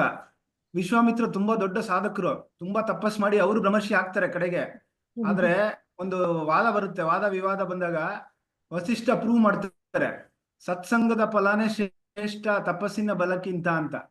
ಸೊ ನಾನ್ ಧ್ಯಾನ ಮಾಡ್ಬೇಡಿ ಅಂತ ಹೇಳ್ತಿಲ್ಲ, ಅದು ಕೂಡ ಇದೆ. ಅದಕ್ಕೆ ಪತ್ರಿಕೆಯಲ್ಲಿ ಕೊಟ್ಟಿರೋದು ಧ್ಯಾನ, ಸತ್ಸಂಗ, ಸ್ವಾಧ್ಯಾಯ ಅಂತ. ಸೇರಿಸ್ಬೇಕಲ್ಲಿ. ಕೆಲವ್ರಿಗೆ ನಾ ಹೇಳಿದ್ರೆ ಅರ್ಥ, ಅವ್ರು ಬರೀ ಧ್ಯಾನ ಮಾಡ್ತಾರೆ. ಧ್ಯಾನ ಮಾಡ್ಬೇಕು ಕರೆಕ್ಟ್. 3 hours ಅವ್ರು ಏನ್ ಹೇಳಿರೋದು ಪತ್ರಿಜಿ, 3 hours, 1 hour ಸತ್ಸಂಗ, 1 hour ಸ್ವಾಧ್ಯಾಯ ಅಂತ. ಅದಕ್ಕೆ ಸತ್ಸಂಗಗಳು ನಾನು ಎಷ್ಟೋ ಜನಕ್ಕೆ ಹೇಳ್ತೀನಿ, ಸತ್ಸಂಗ ಮಿಸ್ ಮಾಡ್ಬೇಡಿ ಅಂತ. ಅಂದ್ರೆ ಧ್ಯಾನ ನಾವು ಯಾವಾಗ ಟೈಮ್ ಇದ್ರು ಮಾಡ್ತಾರೆ, ಅಂದ್ರೆ ಮಾಡ್ಬೇಡಿ ಅಂತಲ್ಲ. ಸೊ ಅದಕ್ಕೆ ನೀವು ಅಬ್ಸರ್ವ್ ಮಾಡಿರ್ತೀರಾ, ಎಲ್ಲೇ ಇದ್ರು ನಾನು 6 ಗಂಟೆಗೆ ಇಲ್ಲಿ ಬಂದ್ಬಿಟ್ಟಿರ್ತೀನಿ. ಒಂದೊಂದ್ಸಲ ನಾನು ಒಬ್ಬನೇ ಮಾಡ್ತಾ ಇರ್ತೀನಿ, ಬೆಳಿಗ್ಗೆ ಇಂಟರ್ನೆಟ್ ಆನ್ ಮಾಡೋದು ಬೇಡ, ಬೇರೆಯವ್ರಿಗೆ ತೊಂದರೆ ಕೊಡೋದು ಬೇಡ ಅಂತಷ್ಟೇ. ನಾನು ಧ್ಯಾನ ಮಾಡ್ತಾ ಇರ್ತೀನಿ, 6 ಗಂಟೆ ಅಷ್ಟೊತ್ತಿಗೆ ಇಲ್ಲಿ ಕನೆಕ್ಟ್ ಆಗ್ತೀನಿ. ಎಷ್ಟೋ ಜನಕ್ಕೆ ಹೇಳ್ತೀನಿ ಮಿಸ್ ಮಾಡ್ಬೇಡಿ ಅಂತ. ಅದು ಅವ್ರಿಷ್ಟ. ಜೀವನದಲ್ಲಿ ಅಳವಡಿಸ್ಕೋಬೇಕಷ್ಟೇ, ಅವ್ರ ಜೀವನದಲ್ಲಿ ಅಳವಡಿಕೆ ಇಂಪ್ಲಿಮೆಂಟ್ ಆಚರಣೆ. ಬುದ್ಧ ಹೇಳೋದನ್ನೇ, ಆಚರಣೆಯೇ ಮುಖ್ಯ ಅಂತ. ಇಂಪ್ಲಿಮೆಂಟೇಶನ್ ಸುಮ್ಮನೆ ಹೇಳೋದೊಂದು ಮಾಡೋದೊಂದು ಅಲ್ಲ.